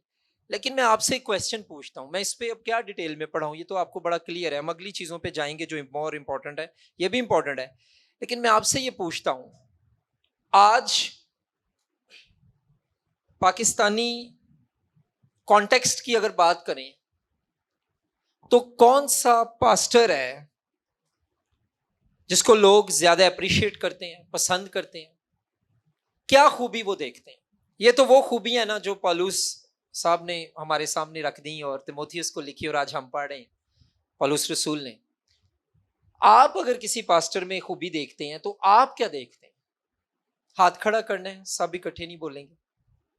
ऑनलाइन वाले अगर अपना आंसर टाइप करके लिख के भेज दें, और मैं बाद में कमेंट्स पढ़ता होता हूँ। मैं अपने लेक्चर के नीचे जो कमेंट्स होते हैं जितने भी मैं पढ़ सकूं मैं पढ़ता हूँ, उससे फायदा हो जाता है। तो बताएं जी, आप अगर किसी पास्टर में, आपको सवाल समझ आया है? नहीं आया? अच्छा, सवाल मेरा ये है कि आप खुद भी पास्टर हैं, ठीक है, लेकिन कोई और पास्टर भी तो आपको अच्छा लगता ही होगा, किसी और को भी तो अप्रिशिएट आप करते ही होंगे ना। तो आप किसी खादिम के अंदर पहली या दूसरी खूबी क्या देखते हैं जिससे आपको लगे ये खादिम मुस्तनद, मुस्दिक, ऑथेंटिक खादिम है? फैट होना चाहिए। तो मैं खादिम नहीं हूं, बिकॉज इधर तो कोई फैट नहीं। लेकिन मुझे पता है आपका क्या मतलब। फैट का जी मतलब होता है कि फेथफुल, अवेलेबल, टीचेबल, वफादार और अपने आप को मुयसर करने वाला, अपने आप को देने वाला, अवेलेबल करने वाला। और टीचेबल, जिसको सिखा सकें, जो हर बारी तानू ना टीच करदा रहे, ਉਹ भी कुछ सीखने का ख्वाहिश रखे। राइट? फेथफुल, अवेलेबल, टीच, यही था ना? ਤੁਹਾਡਾ फैट फर्क तो नहीं? यही सी साडा ही कोई फैट है। ठीक है जी। पास्टर के अंदर कोई खूबी, और आप क्या देखते हैं? लंबी बात नहीं करनी, बस वन लाइनर पंचर लाइन देनी है जी। मुतरजम या मुफसर? मुफसर। तो कलाम की तफसीर बाइबल के मुताबिक, वेरी गुड, एक्सीलेंट जी। मैं एक बारी दसिया सी ना तानू, ते एक ते गीत है ना, कर मेरियां भी तकसीरां माफ, ते कईयां नू ते यह गाना चाहिए, कर मेरियां भी तफसीरां माफ, जिहो जी तफसीरां करते ने जी। आपको याद है यार, जबरदस्त जी।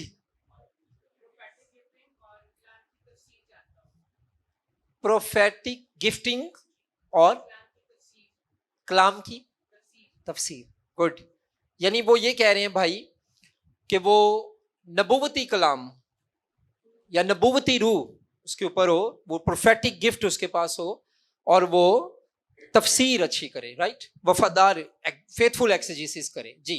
तारिक साहब, उसके बाद बेटा आप, और उसके बाद सिस्टर आप। हाँ जी, थोड़ा सा इसको खोलें, बाइबल के अंडर कैसे।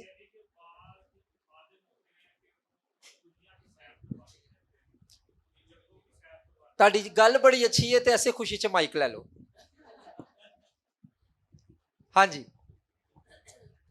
सर, जो सिर्फ बाइबल के अंदर रहकर मैसेज दे, अपना पैगाम दे, क्योंकि कुछ खादम होते हैं सर जी, वो दुनिया की बातें बताते रहते हैं, कभी जंग की बता दी, कभी कुछ बता दी, और बाइबल कहीं दूर है, तो इस वजह से भी थोड़ा। कभी पेट्रोल का रेट बता दिया। हाँ जी, हाँ जी, इन्हीं बात, यानी कि दुनियादारी की जो बातें हैं वो बता दी, हाँ और एंड पे बाइबल की थोड़ी सी जो वर्स पढ़ी उसके बारे में बता दिया। हाँ। तो एक पास्टर साहब ऐसे सन कोई 40 मिनट गल करके कहते ने बस, तो मैसेज अब शुरू होने लगा, लोग कहते सी पहले की। ठीक है तारिक साहब, your point is well taken. और दो बहनों ने हाथ, बेटा आप पहले कर दें फिर आप कर दें, ये बच्ची जो आगे बैठी है। बाजी आप ले लें, फिर आप पहले बोले, अगर आपके पास माइक है, टाइम सेव हो जाएगा जी। हाँ जी। जो खादिम है वो कलीसिया में अमीर और गरीब दोनों को सेम वैल्यू दे। ऐसा नहीं कि ठीक ठाक है तो उसको अलहदा सेपरेट टाइम दे, उसको मिले, और जो कलीसिया में गरीब है उसको कहे कि अभी अवेलेबल नहीं हूँ, बाद में आइएगा।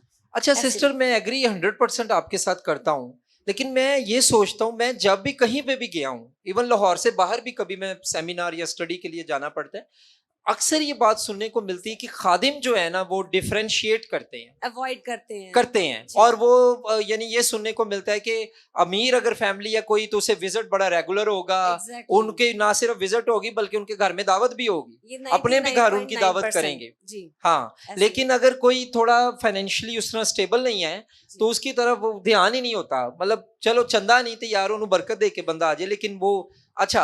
available डू यू नहीं थिंक कि बाजी जो कह रही हैं कि वो एग्री करते हैं आप, ऐसा है?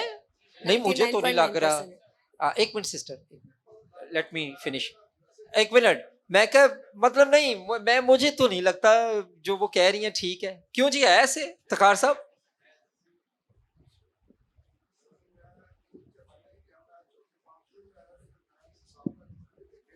ऐसी बातें हैं। हैं? हाँ बिल्कुल हैं। सॉरी, इससे पहले जो आपने बोला था वो माइक में बोल दें, बाकी भी सुन लें। हाँ जी, मैंने जो 4-5 चर्च पहले अटेंड किए हैं, उन पास्टर्स में ये बात पाई जाती है, ये हकीकत है। वो ये ठीक कह रहे हैं, गलत नहीं कह रहे हैं लोग। अच्छा, दूसरा आपने जो सवाल किया जी। था उसका जवाब मैं ये देना चाह रहा हूँ कि नहीं, ऐसा खादम हो जो खुदा के कलाम को, यानी उस हवाले को उसके कॉन्टेक्स्ट की रोशनी में बयान करे, सही खादम वही है। सही, वेरी नाइस, वेरी। अच्छा, मैं इस बात से बड़ा खुश हो रहा हूँ, और आप लोगों ने भी नोट किया होगा, आपके जवाबात में कहीं पे जिक्र नहीं कि खादिम की ऊपर वाली कोई खूबी बहुत ज्यादा बयान है। जितनों ने जवाब दिए हैं ज्यादातर आप उसकी कलाम सुनाने की खूबी पर फोकस कर रहे हैं, जो कि मुझे बड़ी खुशी हो रही है, बहुत अच्छा लग रहा है जी। जी सिस्टर, आप कुछ कहना जी? दें यार, कोई बात नहीं, टाइम है हमारे पास। मैं वो टीचर नहीं जो अपनी सुना के चला जाऊं, मैं आपकी भी सुन के जाना चाहता हूं, क्योंकि क्लास में जब पार्टिसिपेशन होती है ना, तो उससे क्लास का माहौल बड़ा अच्छा बन जाता है जी।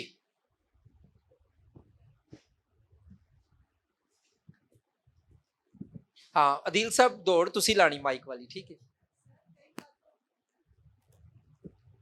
कलाम तो बड़ा अच्छा सुनाते हैं, तफसीरें भी बड़ी अच्छी करते हैं, हाँ, लेकिन जब बोलते हैं तो उनका बोलने का स्टाइल बहुत माइक को तो थोक छोड़ दे। नहीं हम्बल नहीं होते बोलने में, ए ओ ये वो बातें मैं एक करते चर्च हैं। चला गया कलाम सुनान, ਭਾਈ ਜਿਹੜਾ ਮੀਟਿੰਗ ਲੀਡ ਕਰ ਰਿਹਾ ਸੀ ਨਾ, ਉਹਨੇ ਇਸ ਕਾਬਲ ਮਾਈਕ ਛੱਡਿਆ ਨਹੀਂ ਕਿ ਮੈਂ ਉਹੀ ਮਾਈਕ ਫੜ ਕੇ ਕਲਾਮ ਵੀ ਸੁਣਾਉਂਦਾ। ਮੈਨੂੰ ਕਹਿਣਾ ਪਿਆ ਯਾਰ ਦੂਜਾ ਦਵੋ, सही शावर वजन डे से थोड़ा। अच्छा, तो जब बोलते हैं तो बाजी क्या होता है? हम्बल नहीं होते। ओ वेरी सैड। पुलपट से पोलाइट नहीं है। ठीक है, ठीक है, good, thank you for sharing जी। हमारे कुछ भाई आए हुए हैं यार आउट ऑफ सिटी से, तो मैं चाहता हूं आप लोग यार कुछ शेयर करें, कुछ बताएं। किनके पास, किधर? हाँ हाँ बेटा ठीक है आप, हाँ वेख ला, तेनू मैं तदी कहना ते कैमरे दे पीछे ना पुत्र बैठे कर, फिर तू नहीं नजर आंदी जी। बिहेवियर अच्छा होना चाहिए घर में और बाहर भी, मतलब हम्बल होना चाहिए। बहुत अच्छा पॉइंट Polite बेटी होने ने चाहिए। बताया, शाबाश। घर के अंदर भी और बाहर भी, ये बड़ी टेम्पटेशन है। खादम जो है ना वो घर में कुछ और ही होता है जी। अच्छा एक इफ्तिखार भाई, सॉरी एक मिनट सर जी, वो भाई कर ले बात, फिर आपको माइक देंगे बकायदा जी। जी मैं सर ये बात करना चाहता हूँ कि खादम जो है जैसे खुतबा वहाँ पर नज़र आते हैं कलाम सुनाते वक्त, आम जिंदगी में भी वो वैसे ही नज़र आनी चाहिए। ये नहीं कि खुतबा गाह पर वो कुछ और कर रहे हैं, नज़र आ रहे हैं, और जब वो अपनी आम जिंदगी में जाते हैं, रूटीन की जिंदगी में जाते हैं, वो कुछ और होते हैं। राइट, तो ये भी जरूर थैंक यू ब्रदर। आपका नाम क्या? मेरा नाम उस्मान अरशद है। उस्मान अरशद जी। उस्मान अरशद जी ठीक है जी सर जी। मैं समझ गया। तो जी सर सच्चाई को बयान करना चाहिए, लोगों को खुश नहीं करना चाहिए। अक्सर ऐसा कोई होता है मिसाल कि- दें कि लोगों को खुश खादम कैसे करता है? फॉर एग्जांपल सर ऐसा होता है समटाइम कुछ खादम जो होते हैं जैसे किसी की दे चर्च का मेंबर बनाने के लिए सिर्फ उसी की तारीफ में बात करते जाना, या उसके वो बात करनी जिससे कलीसिया खुश होकर के कि हाँ जी यही खादम ठीक है, वो बात करनी चाहिए जो Right. कलाम के मुताबिक सच्चाई हो। अगर उसमें कलीसिया गलत है तो उसको गाइड किया जाए, राइट जैसे ठोस गजा। Thank you. Right, thank you जी। ओके जी, हम नेक्स्ट मूव करेंगे आगे, और नेक्स्ट जो खूबी है खादिम की वो है जी जेंटल। पढ़े जरा इसको उर्दू में क्या है? ग्रीक में ये एपिकेस है, उर्दू में क्या है? हलीम। हाँ जी, इंग्लिश में जी इसके लिए जो लफ्ज है दैट इज जेंटल।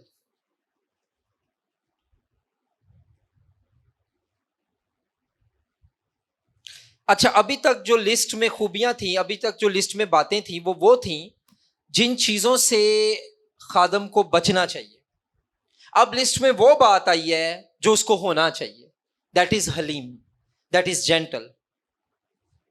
अच्छा, हलीम और पीछे वाली जो बात हो रही थी उसके दरमियान कोई वर्ड है?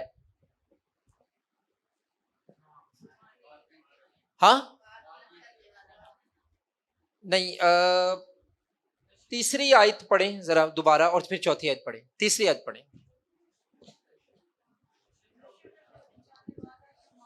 नशा में गुल मचाने वाला या मारपीट करने वाला ना हो, बल्कि हलीम हो। बस, बल्कि वर्ड, ये जी ग्रीक में ये वर्ड अल्लाह है। अल्लाह, ये ग्रीक अल्फाबेट्स के साथ, और ये जो वर्ड आला है, बल्कि ये बड़ा पावरफुल वर्ड है, मैं इसलिए इसको छोड़ना नहीं चाह रहा था। आला, इसे कंट्रास्ट कहते हैं, और ये एक आम कंट्रास्ट नहीं है कि ये नीला है, ये पीला है, ये काला है, सफेद। नो, ये वो कंट्रास्ट है जिसको हम कहते हैं शार्प कंट्रास्ट। शार्प कंट्रास्ट यानी जो पहले बात हो रही है ये तो बिल्कुल ही ना हो, और जो आगे बात हो रही है ये जरूर हो, और दरमियान में आला ग्रीक वर्ड जो कंट्रास्ट शो करता है कि तकरारी ना हो, ऐसा ऐसा ना हो, ऐसा ऐसा ना हो। आला ग्रीक में कैसा हो? इसके बिल्कुल बरखिलाफ, ऑपोजिट। इसे एडवर्सिटिव कंट्रास्ट भी कहते हैं, लेकिन मैं ज्यादा मुश्किल में नहीं जाना चाह रहा, हम इसको आसान आसान रखें। एडवर्सिटिव का मतलब होता है बिल्कुल किसी चीज के एडवर्स होना, बरक्स होना। तो ये ग्रामर में इसको ये कहते हैं, इसे स्ट्रॉन्ग निगेशन भी कहते हैं, लेकिन छोड़ दें, हम आगे चलेंगे, ठीक है। अच्छा जी, क्या मतलब है हलीम का? यहां पे जो वर्ड हलीम के लिए इस्तेमाल हुआ है उसका मतलब सिर्फ हलीमाना मिजाज नहीं बल्कि रहम दिल होना भी है, काइंड, काइंड हो। हलीमी, जो शख्स सलीम होगा वो काइंड भी होगा, वो दूसरों पे रहम भी करेगा, वो दूसरों के साथ काइंडनेस भी शो करेगा। तो पॉल कह रहा है कि एक पास्टर को, एक चर्च लीडर को हलीम होना चाहिए, काइंड होना चाहिए। ऐ नहीं छांटा फड़िया है कोचवान वांगू ते हर एक नु मारी जा रही है, नो, मस्ट बी काइंड। वो डिसिप्लिन हो, वो अपने फैसलों में फर्म हो, पर अपने तरीकों में जेंटल हो। हाँ, मुश्किल मिजाज कह सकते हैं, लेकिन यहां पर बात फर्क हो रही है ना।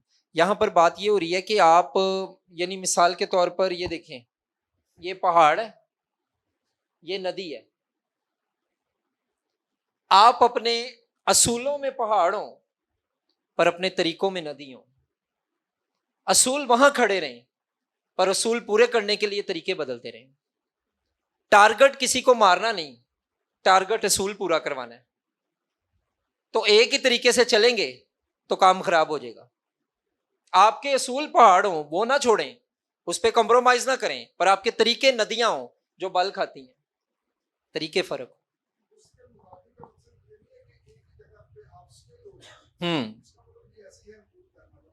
हाँ, मुस्तकिल मिजाजी, हाँ, यानी एक चीज में कायम रहना।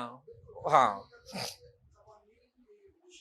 हाँ हाँ, ऐसे ही, बिल्कुल ठीक है। सो हम आगे देखेंगे जी, फिलिपियों चौथा बाब, इसी में हलीमी के अंदर, रहम दिली के अंदर, फिलिपियों चौथा बाब उसकी 5वीं आयत कोई पढ़ दे, इसी कॉन्सेप्ट को देखेंगे। फिलिपियों 4:5 जी पढ़ें।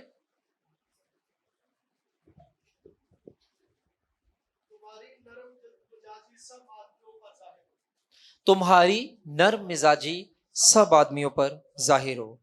तीतुस तीसरा बाब दूसरी आयत, तीतुस 3:2 जी।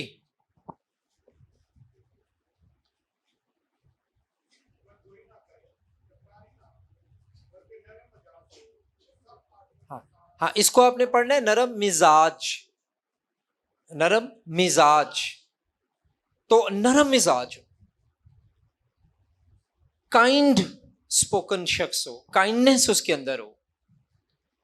देखिए, कई नरम मिजाजी का यह मतलब नहीं होता कि लोग कंप्रोमाइज कर रहे हैं। कोई भी काम नरम मिजाजी के साथ आप किसी को बताएंगे, वो उसकी सुनेगा आपकी बात। बल्कि कई बार ऐसा होता है, सख्त मिजाजी से जो काम होना होता है वो नरम मिजाजी से, सख्त मिजाजी से बिगड़ जाता है। तो मेरा अब आपसे सवाल ये है, पास्टर को नरम मिजाज क्यों कहा गया हो? ये 10वीं खूबी है। क्यों? अगर खादिम नरम मिजाज नहीं होगा तो उसका नुकसान क्या है? चर्च में क्या है, बाहर क्या है? उसका कलाम मुकद्दस में जवाब है कि नरम जुबान हड्डी को तोड़ देती है, यानी सख्त आदमी को भी नरम बनाती है। ओके, कोई प्रैक्टिकल एग्जांपल दें।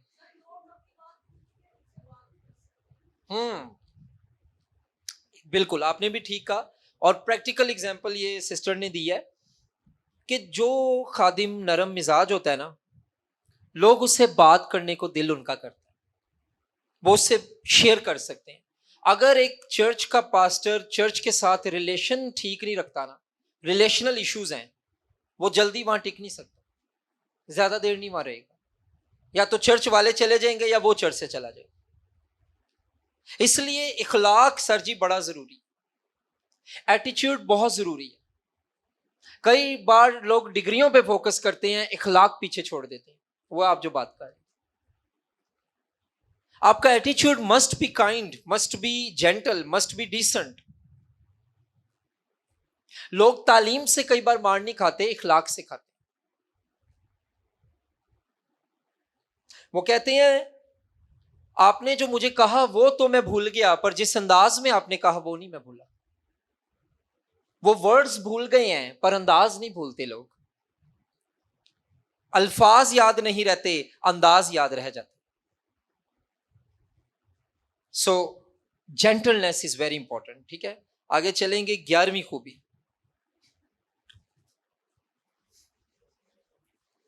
11वीं एक हमने डिटेल में नहीं देखी ना, नशा में गुल मचाने वाला। जी 11वीं क्या है जी? हाँ जी, हाँ जरदोस्त 12वीं है। तकरारी, ये कौन होता है? What do you think? बहस करने वाला, ओके। और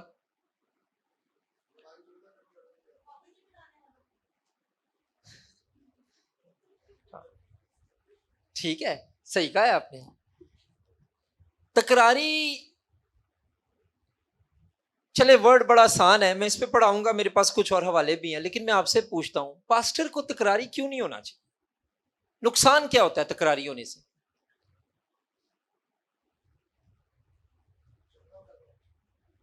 और आप में से किसी के पास कोई एग्जाम्पल है, नाम लिए बगैर, कि आप किसी खादिम को जानते हैं जो तकरारी था या तकरारी है और उसका नुकसान हुआ? नाम नहीं लेना किसी खादिम का, क्योंकि हम ये मैं नहीं अच्छा समझता, लेकिन हम सीखने के लिए। कलीसिया चली जाती है। किस चीज पर खादिम तकरार करते हैं? हाँ, किस पर? नॉलेज पर, ओके। और पैसों पर, और रूहानी गुरूर, जी।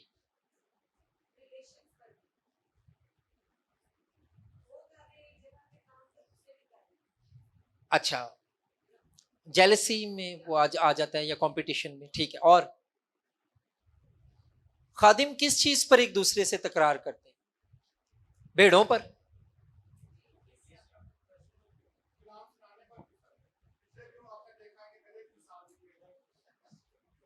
चलो छाड़ दो।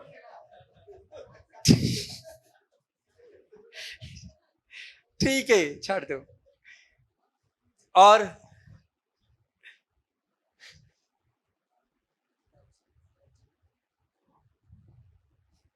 अच्छा जी, इंग्लिश में जो वर्ड है, मैं इट्स इंटरेस्टिंग, जो वर्ड यूज हुआ है वो है पीसेबल।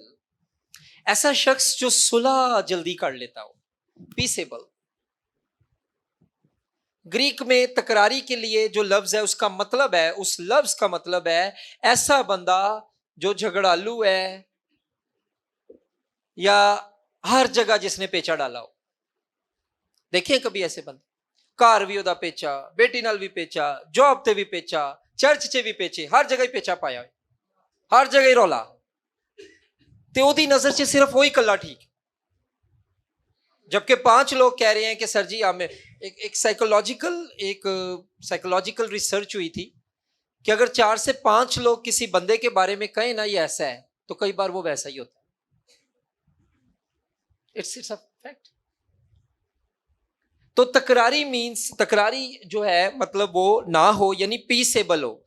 अच्छा, तकरारी ना हो, पीसेबल हो, ये उसका पॉजिटिव है, मुस्बत है, मुस्बत है। और इसका एक मीनिंग है, पौलुस रसूल, पढ़ लें ये हवाला, तीतुस 3:2, फिर मैं बताता हूं आपको।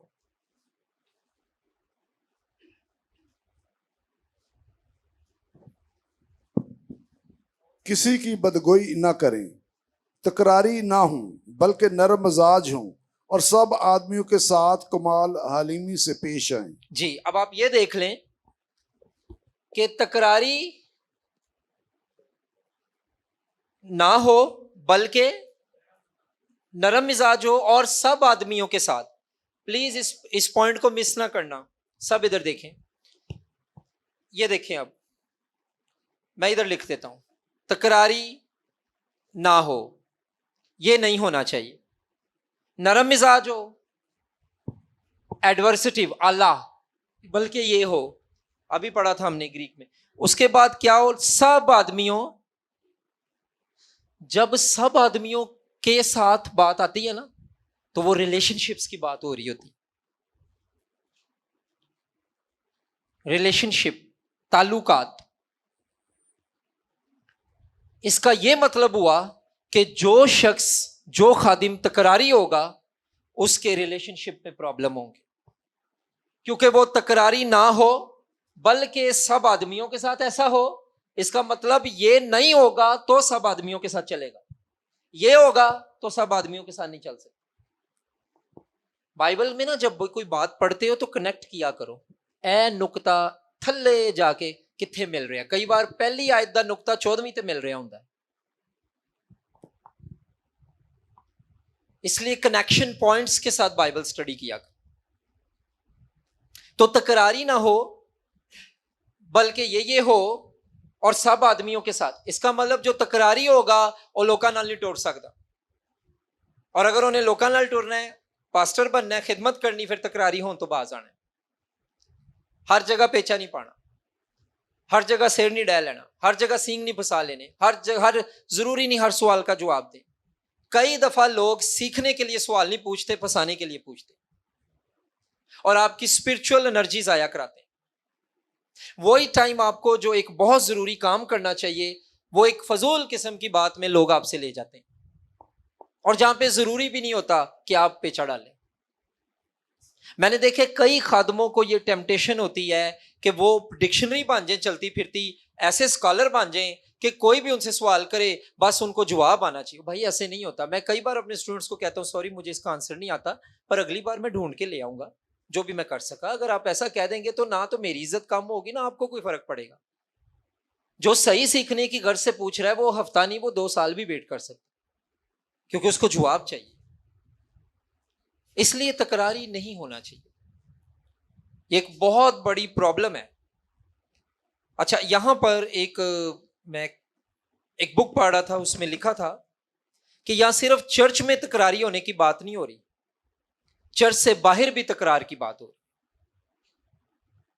आपको कई खादिम मिलेंगे जो चर्च में तकरारी नहीं है, पर चर्च से बाहर उनकी गवाही ठीक नहीं। इससे क्या होता है तकरारी होने से? नंबर 1, आपकी गवाही खराब होती, आपकी कलीसिया खराब होती, आपका टाइम वेस्ट होता है, आपकी एनर्जी वेस्ट होती, आप दूसरे का भला नहीं कर रहे। मैं एक जगह पे कलाम सुनाने गया और किसी शख्स ने किसी पॉइंट पे बहस छेड़ ली। अब मेरे साथ 2-3 खादिम और गए थे, तो बाद में हम जब डिनर करने बैठे, वो डिनर पे वो शख्स नहीं था, वो कलीसिया में से था। तो मेरे जो साथ गए थे उन्होंने कहा कि सर आपको इसका आंसर आता था, आपको पता था, आप दे सकते थे, हमें पता है, आपने हमें ये पढ़ाया हुआ है, आपको आता है आंसर, तो आपने क्यों नहीं दिया? मैंने कहा यार उस वक्त वो शख्स सुनने के मूड में नहीं था, इसलिए मैं बोलने के मूड में नहीं था। उस वक्त मेरे लिए जिस चर्च में कलाम सुनाने गया हूं वहां के लोगों को कलाम सुनाना ज्यादा अहम है, और मुझे पता है दुश्मन कैसे चालाकी से आता है, और ये स्पिरिचुअल अटैक होता है कई बार, और दुश्मन आपका टाइम वेस्ट कराता है। तुसी वेख्या होएगा कई लोग इंजदे ने। अच्छा, मैं बिल्कुल डिस्करेज नहीं कर रहा कि आप please don't get me wrong, मैं ये नहीं कह रहा कि आप सवाल ना पूछें। कभी उन्होंने बाइबल नहीं पढ़ी, नजात का उनका तजर्बा नहीं, तौबा का उनको पता नहीं, पर कहीं से उन्होंने सुना कि बाइबल में ये मसला है या बाइबल च यह गल है, और सीधा सवाल तानू जनाब व्हाट्सएप ते मैसेज आएगा तस्वीर खिंच के कि सर जी ये एदा की करिए। मैं कहा भाई तेरा की करा, पहले तो अपना दस। ना तौबा, ना कलाम, ना दुआ, ना कोई किताब पढ़नी, ना कोई खुदा के साथ रिश्ता, बस वो सुनी सुनाई। कई बार ये भी होता है, लेकिन कई बार लोग मुतलाशिए हक होते हैं, जो राह हक ढूंढ रहे होते हैं। सो तकरारी नहीं होना। आगे 12वां बड़ा अहम पॉइंट है जी, खादिम और क्या ना हो, जर दोस्त ना हो। इसके लिए इंग्लिश में lover of money, lover of money, जर दोस्त ना हो। इब्रानियों 13 बाब उसकी 5 आयत देखें जरा, यह हवाला लिख लें और पढ़ भी लें। इब्रानियों 13:5।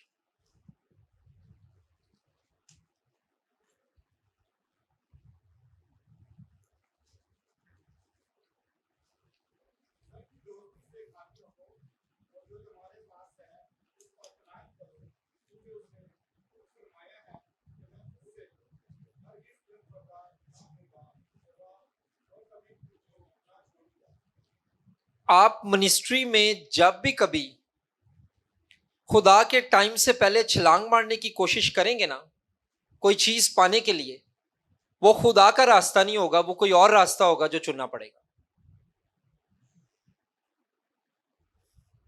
मैं दोबारा बोल दूं यार? ना आप हाँ करते हैं ना दोबारा बोल ठीक है, आप रेलुकटे बन गए आज।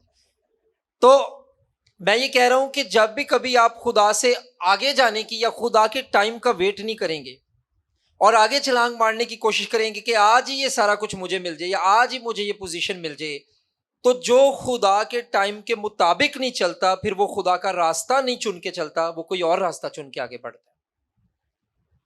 और खुदा के रास्ते के अलावा बाकी सब रास्तों में फेलियर है, और खुदा के रास्ते में सिर्फ इकबालमंदी।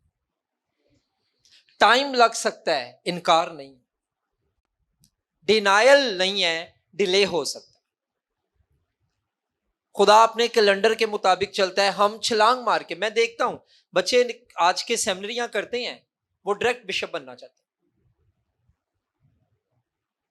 वो चाहते हैं सेम पराडो हमारे पास भी हो, सेम बड़ा घर हमारे पास भी हो। यार खुदा अगर किसी को ब्लेस करे तो मैं और आप कौन होते हैं? लेकिन जो मैंने अक्सर देखा है, मिनिस्ट्री में कोई शॉर्टकट नहीं।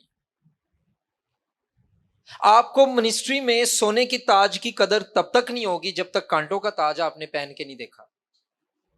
सोने का ताज जब तक उसकी कदर करनी है तो कांटे चुबा के देखो मिनिस्ट्री के वो क्या होते हैं। अगर आपके खुदावंद ने ये रास्ता नहीं लिया कि सीधी छलांग सोने के ताज पे मारी है और सलीबी रास्ता लिया, तो आप सलीबी रास्ते से नहीं बच सकते, आपको भी दुखों में से गुजर के खादिम बनना पड़ेगा। जैसे सोना आग की भट्टी में से गुजर के कुंदन बनता है, एक खादिम दुखों में पलता और तैयार होता है। तो जर की दोस्ती आज भी बहुत ज्यादा है। एक जगह पे लिखा है, जर की दोस्ती हर तरह की बुराई की जड़ है, हर तरह की। ये जर की दोस्ती ने चर्च तुड़वा दी, जर की दोस्ती ने भाई को भाई के खिलाफ कर दिया, खादिम को खादिम के खिलाफ कर दिया। एक गोरे उत्ते लड़ पे, बोते भी नहीं। जर की दोस्ती इज द मेन प्रॉब्लम। जर हमारी जरूरत है, जर की दोस्ती खतरनाक है। पैसे के बगैर मिनिस्ट्री भी नहीं चलती। ये फंडिंग कैंपेन जो की है, तो आप बिल्डिंग में बैठे, खादिम खाएगा कहां से? दाएं में चलते हुए बैल का मुंह ना बांध भाई, खादिम ने कहीं से भी तो खाना है ना। उसके बच्चे हैं, उन्होंने भी स्कूल जाना है, खादिम के घर की भी ग्रोसरी वो भी उसने आपने देखनी है। लेकिन जब अपना दिल ही जर पे लगा लिया तो दैट्स अ प्रॉब्लम। ये जो आप कह रहे थे ना, चंद फैमिलियों को विजिट हो जाते हैं और बाकियों को नहीं होते, यहां भी कहीं ना कहीं जर की दोस्ती इन्वॉल्व है। आइए एक और हवाला देखें, वाइज की किताब 5वां बाब 10वीं आयत, एक्लीसियास्टिस।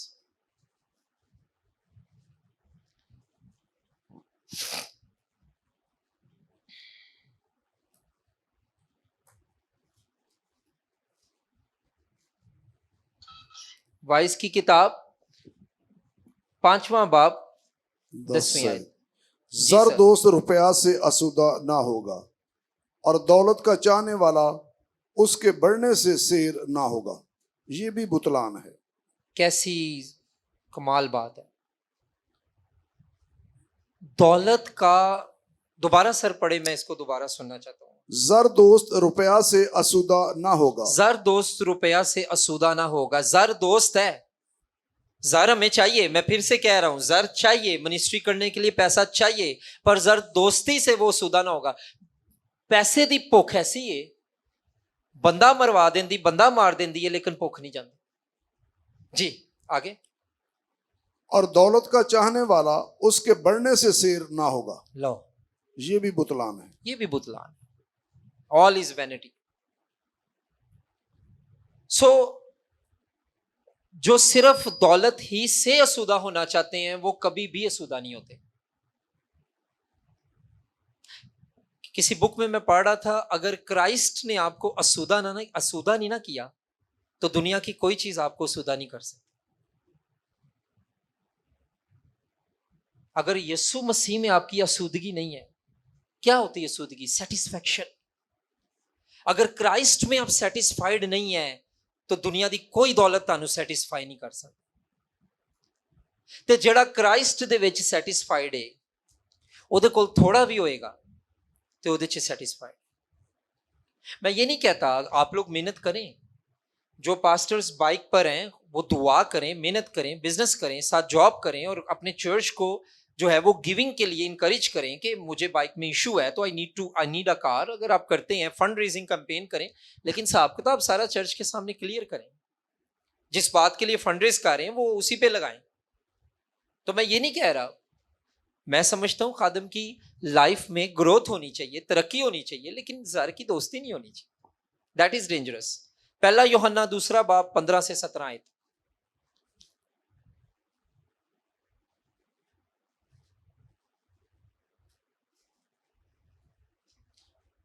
पहला यूहन्ना 2 बाब 15 से 17 आयत।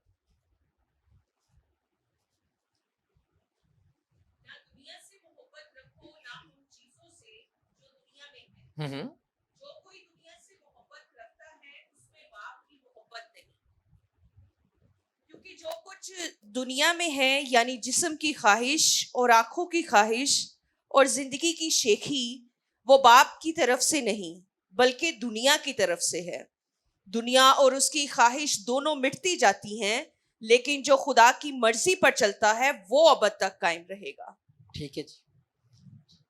जिस्म की ख्वाहिश, शेखी बाजी, ये सारी ज़र की दोस्ती से रिलेटेड है। हजारों ख्वाहिशें ऐसी हैं कि हर ख्वाहिश पे दम निकले। बहुत निकले मेरे अरमान, लेकिन फिर भी कम निकले। इंसान की नीड्स पूरी हो जाती हैं, ख्वाहिशें नहीं कभी खत्म होती। नीड्स में और ख्वाहिशात में फर्क होता है। कई बार जो चीज आप चाह रहे हैं वो आपकी नीड नहीं है, ख्वाहिश है। कोई बात नहीं, खुदावंद में मसरूर है, वो दिल की ख्वाहिशें मुरादें पूरी करता है, मैं ये नहीं कह रहा।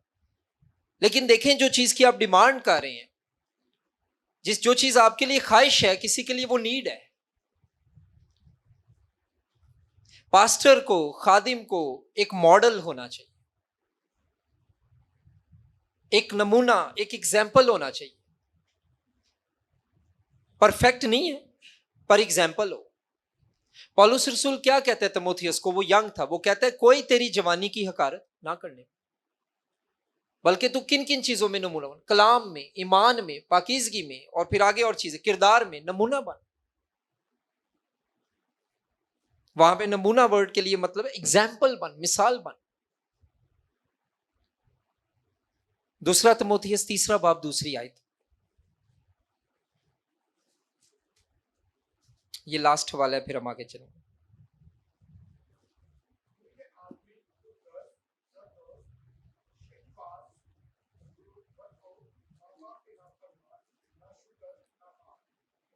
हाँ जी, ये जितनी भाई ने पढ़ी है ना बातें, ये वो सारे लोग हैं जो पौलुस कहते हैं आखिर जमाना में लोग ऐसे होंगे। इसका मतलब है कि जर दोस्त होना ये गॉडली कैरेक्टरिस्टिक नहीं, अनगॉडली है।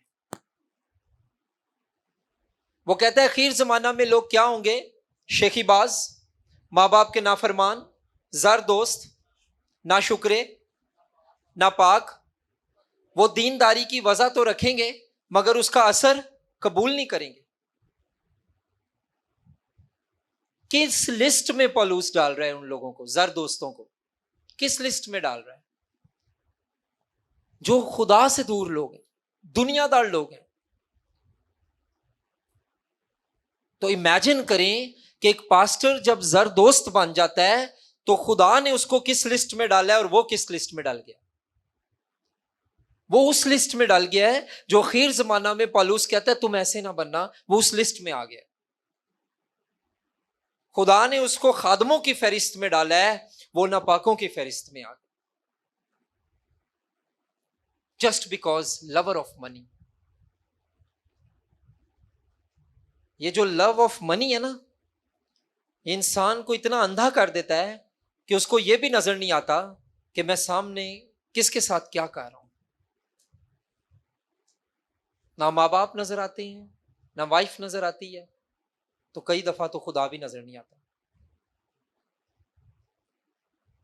प्लीज मिनिस्ट्री में दुआएं करें, प्रेयर्स करें, फास्टिंग में ठहरें, रूहानियत में आगे बढ़ें और खुदा से कहें, खुदावंद अगर हमारा चर्च डबल स्टोरी है, हम ट्रिपल स्टोरी के लिए दुआ करें, तू फंड्स दे, तू लोग खड़े कर।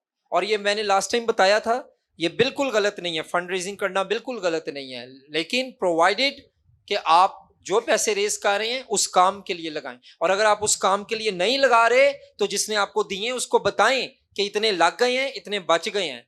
वो आपको कह देगा कि यार ये मेरी तरफ से गिफ्ट है, और ये शायद कहे कि नहीं यार आप ये से किसी और काम के लिए लगा दे। बट बी ऑनेस्ट, सच बोलें।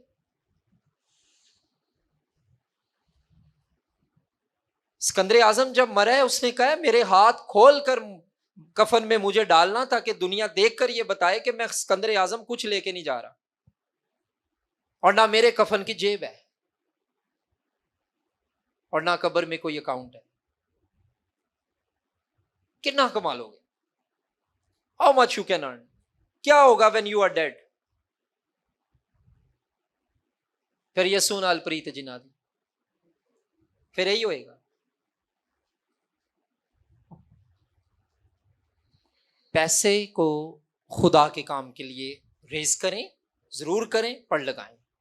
ठीक है, जर की दोस्ती से कभी नहीं उसमें आना। पैसा गुलाम तो बड़ा अच्छा है पर मालक बहुत बुरा है।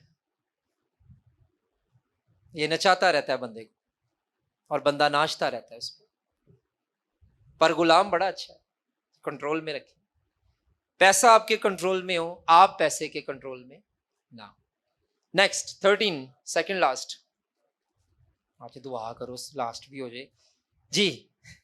सेकंड लास्ट, हाँ जी, ये बड़ा जी अहम पॉइंट है। एक एक पॉइंट अहम है। अब देख लें, मैंने आपको पूरी टीचिंग दे दी है एक एक नुक्ते पे, एक एक चीज पर के एक पास्टर को कैसा होना चाहिए। अगला जी क्या है? अपने घर का, शुरू से पढ़े, अपने घर का, अपने घर का बखूबी बंदोबस्त करे। और यहां पर जो वर्ड है ओइकोस, ग्रीक का, उसका मतलब है फैमिली, ओइकोस। और ओइकोस से मुराद है घराना, फैमिली। हाँ जी, क्यों करे? आगे लिखा है, पढ़े जी इसको, कोई माइक में पढ़ दे जरा पूरा जुमला। अपने घर का बखूबी बंदोबस्त करता हो जी, क्यों? और आगे लिखा है, अपने बच्चों को कमाल संजीदगी से ताबे रखता हो। जब कोई अपने घर ही का बंदोबस्त करना नहीं जानता तो खुदा की कलीसिया की खबरगिरी क्यों करेगा? जी नौ ठीक है। मरीद ना हो। नहीं, ये अगला पॉइंट है, थैंक यू। घर का बंदोबस्त करना ही तो बताएगा कि चर्च को कोई पास्टर कैसे रन करता है। जिसको यही नहीं, जो घर के मतलब मामलात में वफादार नहीं है, हार्ड वर्किंग नहीं है, ऑनेस्ट नहीं है, उसको आप इतने घरों की, आपका तो एक घर है ना पास्टर साहब, पर आपने बड़े घरों के पास्टर बनना है, तो आप एक घर को नहीं संभाल पा रहे, तो घरों को जो लोगों ने आपके पास आना है, जवान बच्चे लेके भी आना है, छोटे बच्चे लेके भी आना है, ऐसे कपल्स भी आएंगे जिनकी आपस में लड़ाई, ऐसे भी आएंगे जो आपस में बड़े खुश हैं, उन्होंने की करो। अगर आप अपना घर नहीं मैनेज करे तो चर्च में तो घर के घर आते हैं, उनको कैसे मैनेज करें? फैमिली मैनेज नहीं कर पा रहे तो फैमिलीज मैनेज कैसे करें?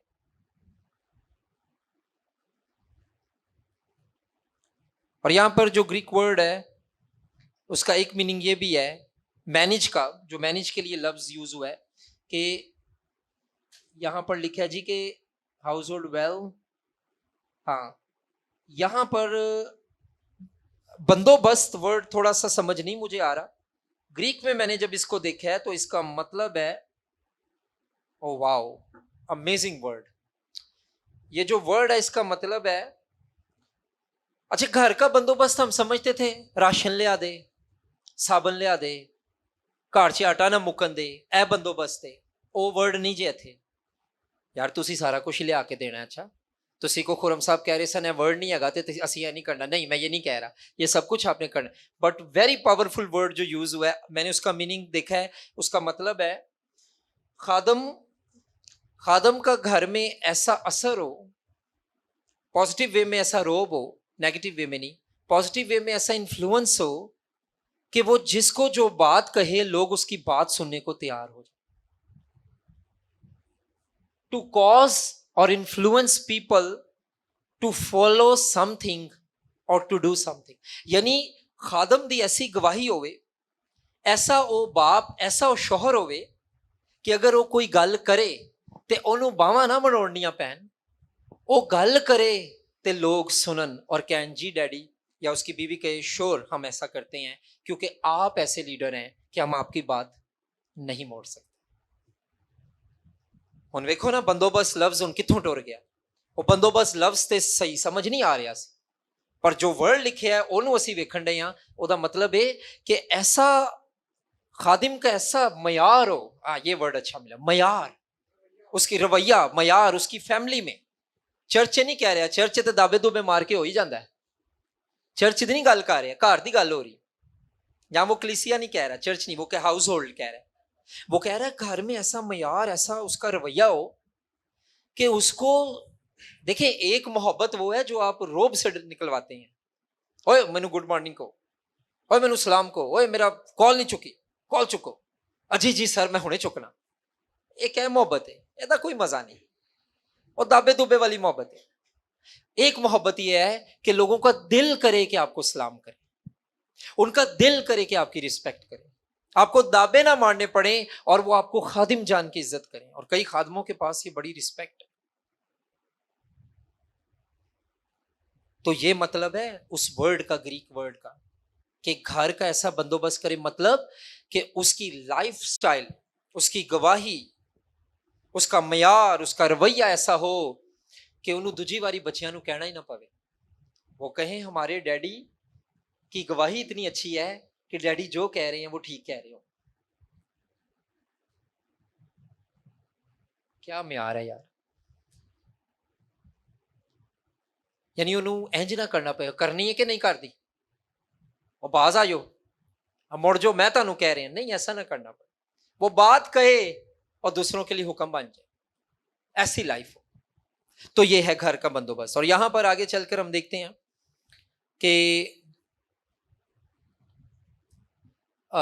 यूनानी रूमी दुनिया में, मैं इस पे स्टडी कर रहा था क्योंकि मुझे कहीं इस पे बात करनी थी, तो यूनानी रूमी दुनिया में जो बाप होता था ना, ग्रीक और रोमन कल्चर में, वो बाप का रोब बड़ा होता था, वो बाप कम और हुक्मरान ज्यादा होता था, उसने ऑर्डर देने होते थे, हर चीज डरती थी उससे, हर चीज उसके ताबे थी। दीने मसीहत जब आया है तो इनकलाबी तालीम आई है, तो दीने मसीहत से इनकलाबी तालीम ने हर खित्ते और हर शोबा जिंदगी को अपने असर की लपेट में लिया। जो मर्द बीवी को किसी चीज पे तलाक दे सकता था, उसको मना कर दिया है कि हाँ भाई एंड तक निभा, जब तक निभा सकता है, मौत हमें जुदा करे तो करे।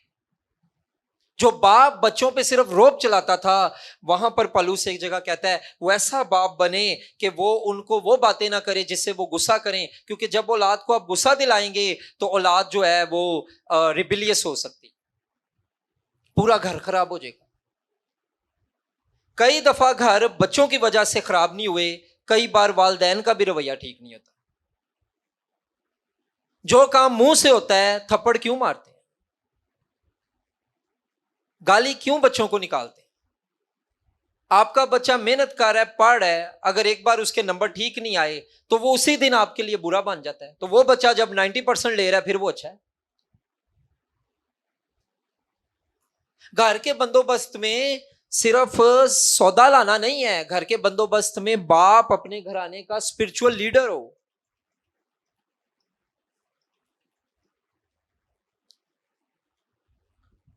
आप फैमिली को लीड करें, अपने बच्चों के साथ बैठ के दुआ करें, उनको बाइबल पढ़ाएं, बाइबल सुनाएं, अपनी वाइफ को खुदा में लेके चलें। आज बीवियों को शौहर मिले हैं लेकिन रूहानी रहनुमा नहीं मिले जो उनको लीड करें, जो उनको गाइड करें।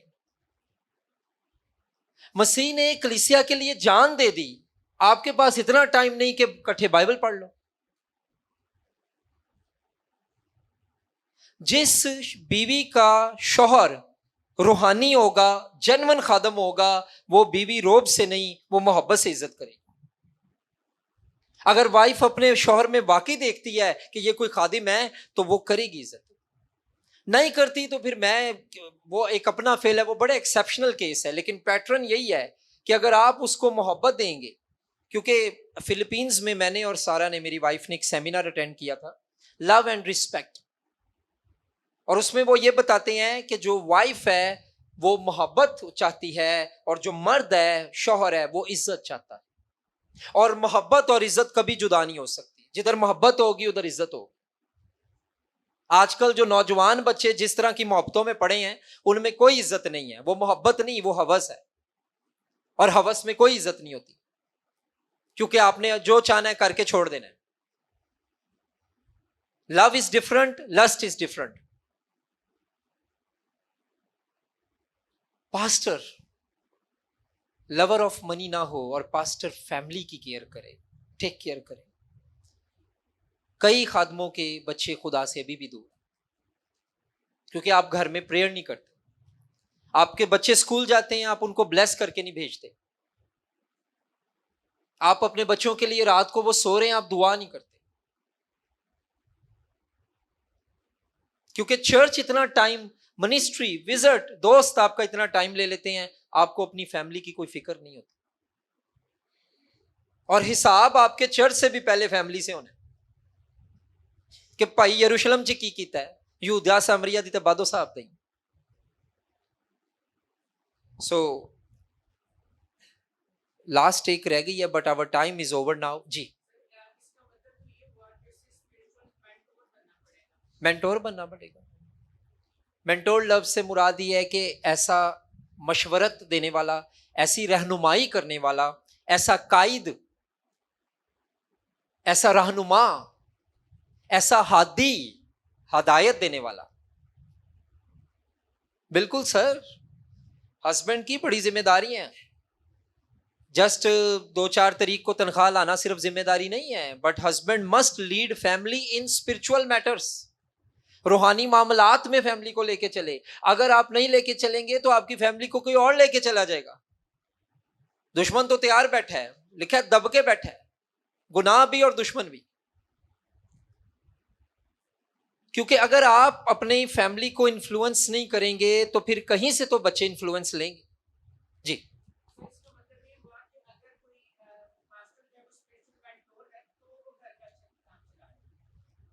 या वो, हाँ हाँ जी बिल्कुल।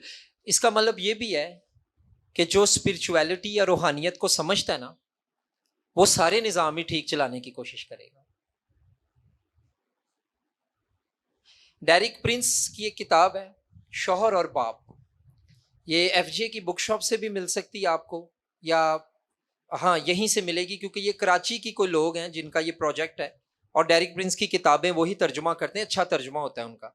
तो आप भाई यामर से, FJ की बुक शॉप से, तो उसमें सिर्फ वो मर्दों के लिए, मेंस के लिए, मेंस कह रहा हूँ, मेन के लिए, बाय ग्रामर ये ठीक नहीं है, men is the plural, women men, so men के लिए है। और मैं अक्सर ये बात कहता हूँ कि वुमेन पे बड़े सेमिनार होते हैं। मेरा ख्याल है वक्त आ गया कि हम अपने लड़कों को भी कुछ सिखाएं। आप अच्छे रूलर बन गए, अच्छे हुक्मरान बन गए, अच्छी जॉब करते हैं, अच्छी तनख्वाह लाते हैं, बड़ी अच्छी बात है। कढ़ाइयाँ खिलाते हैं, नान खिलाते हैं बच्चों को, बड़ी अच्छी बात है। यसू कितना देते हैं, दैट इज वेरी इंपॉर्टेंट। आइए आंखें बंद करें और दुआ करें।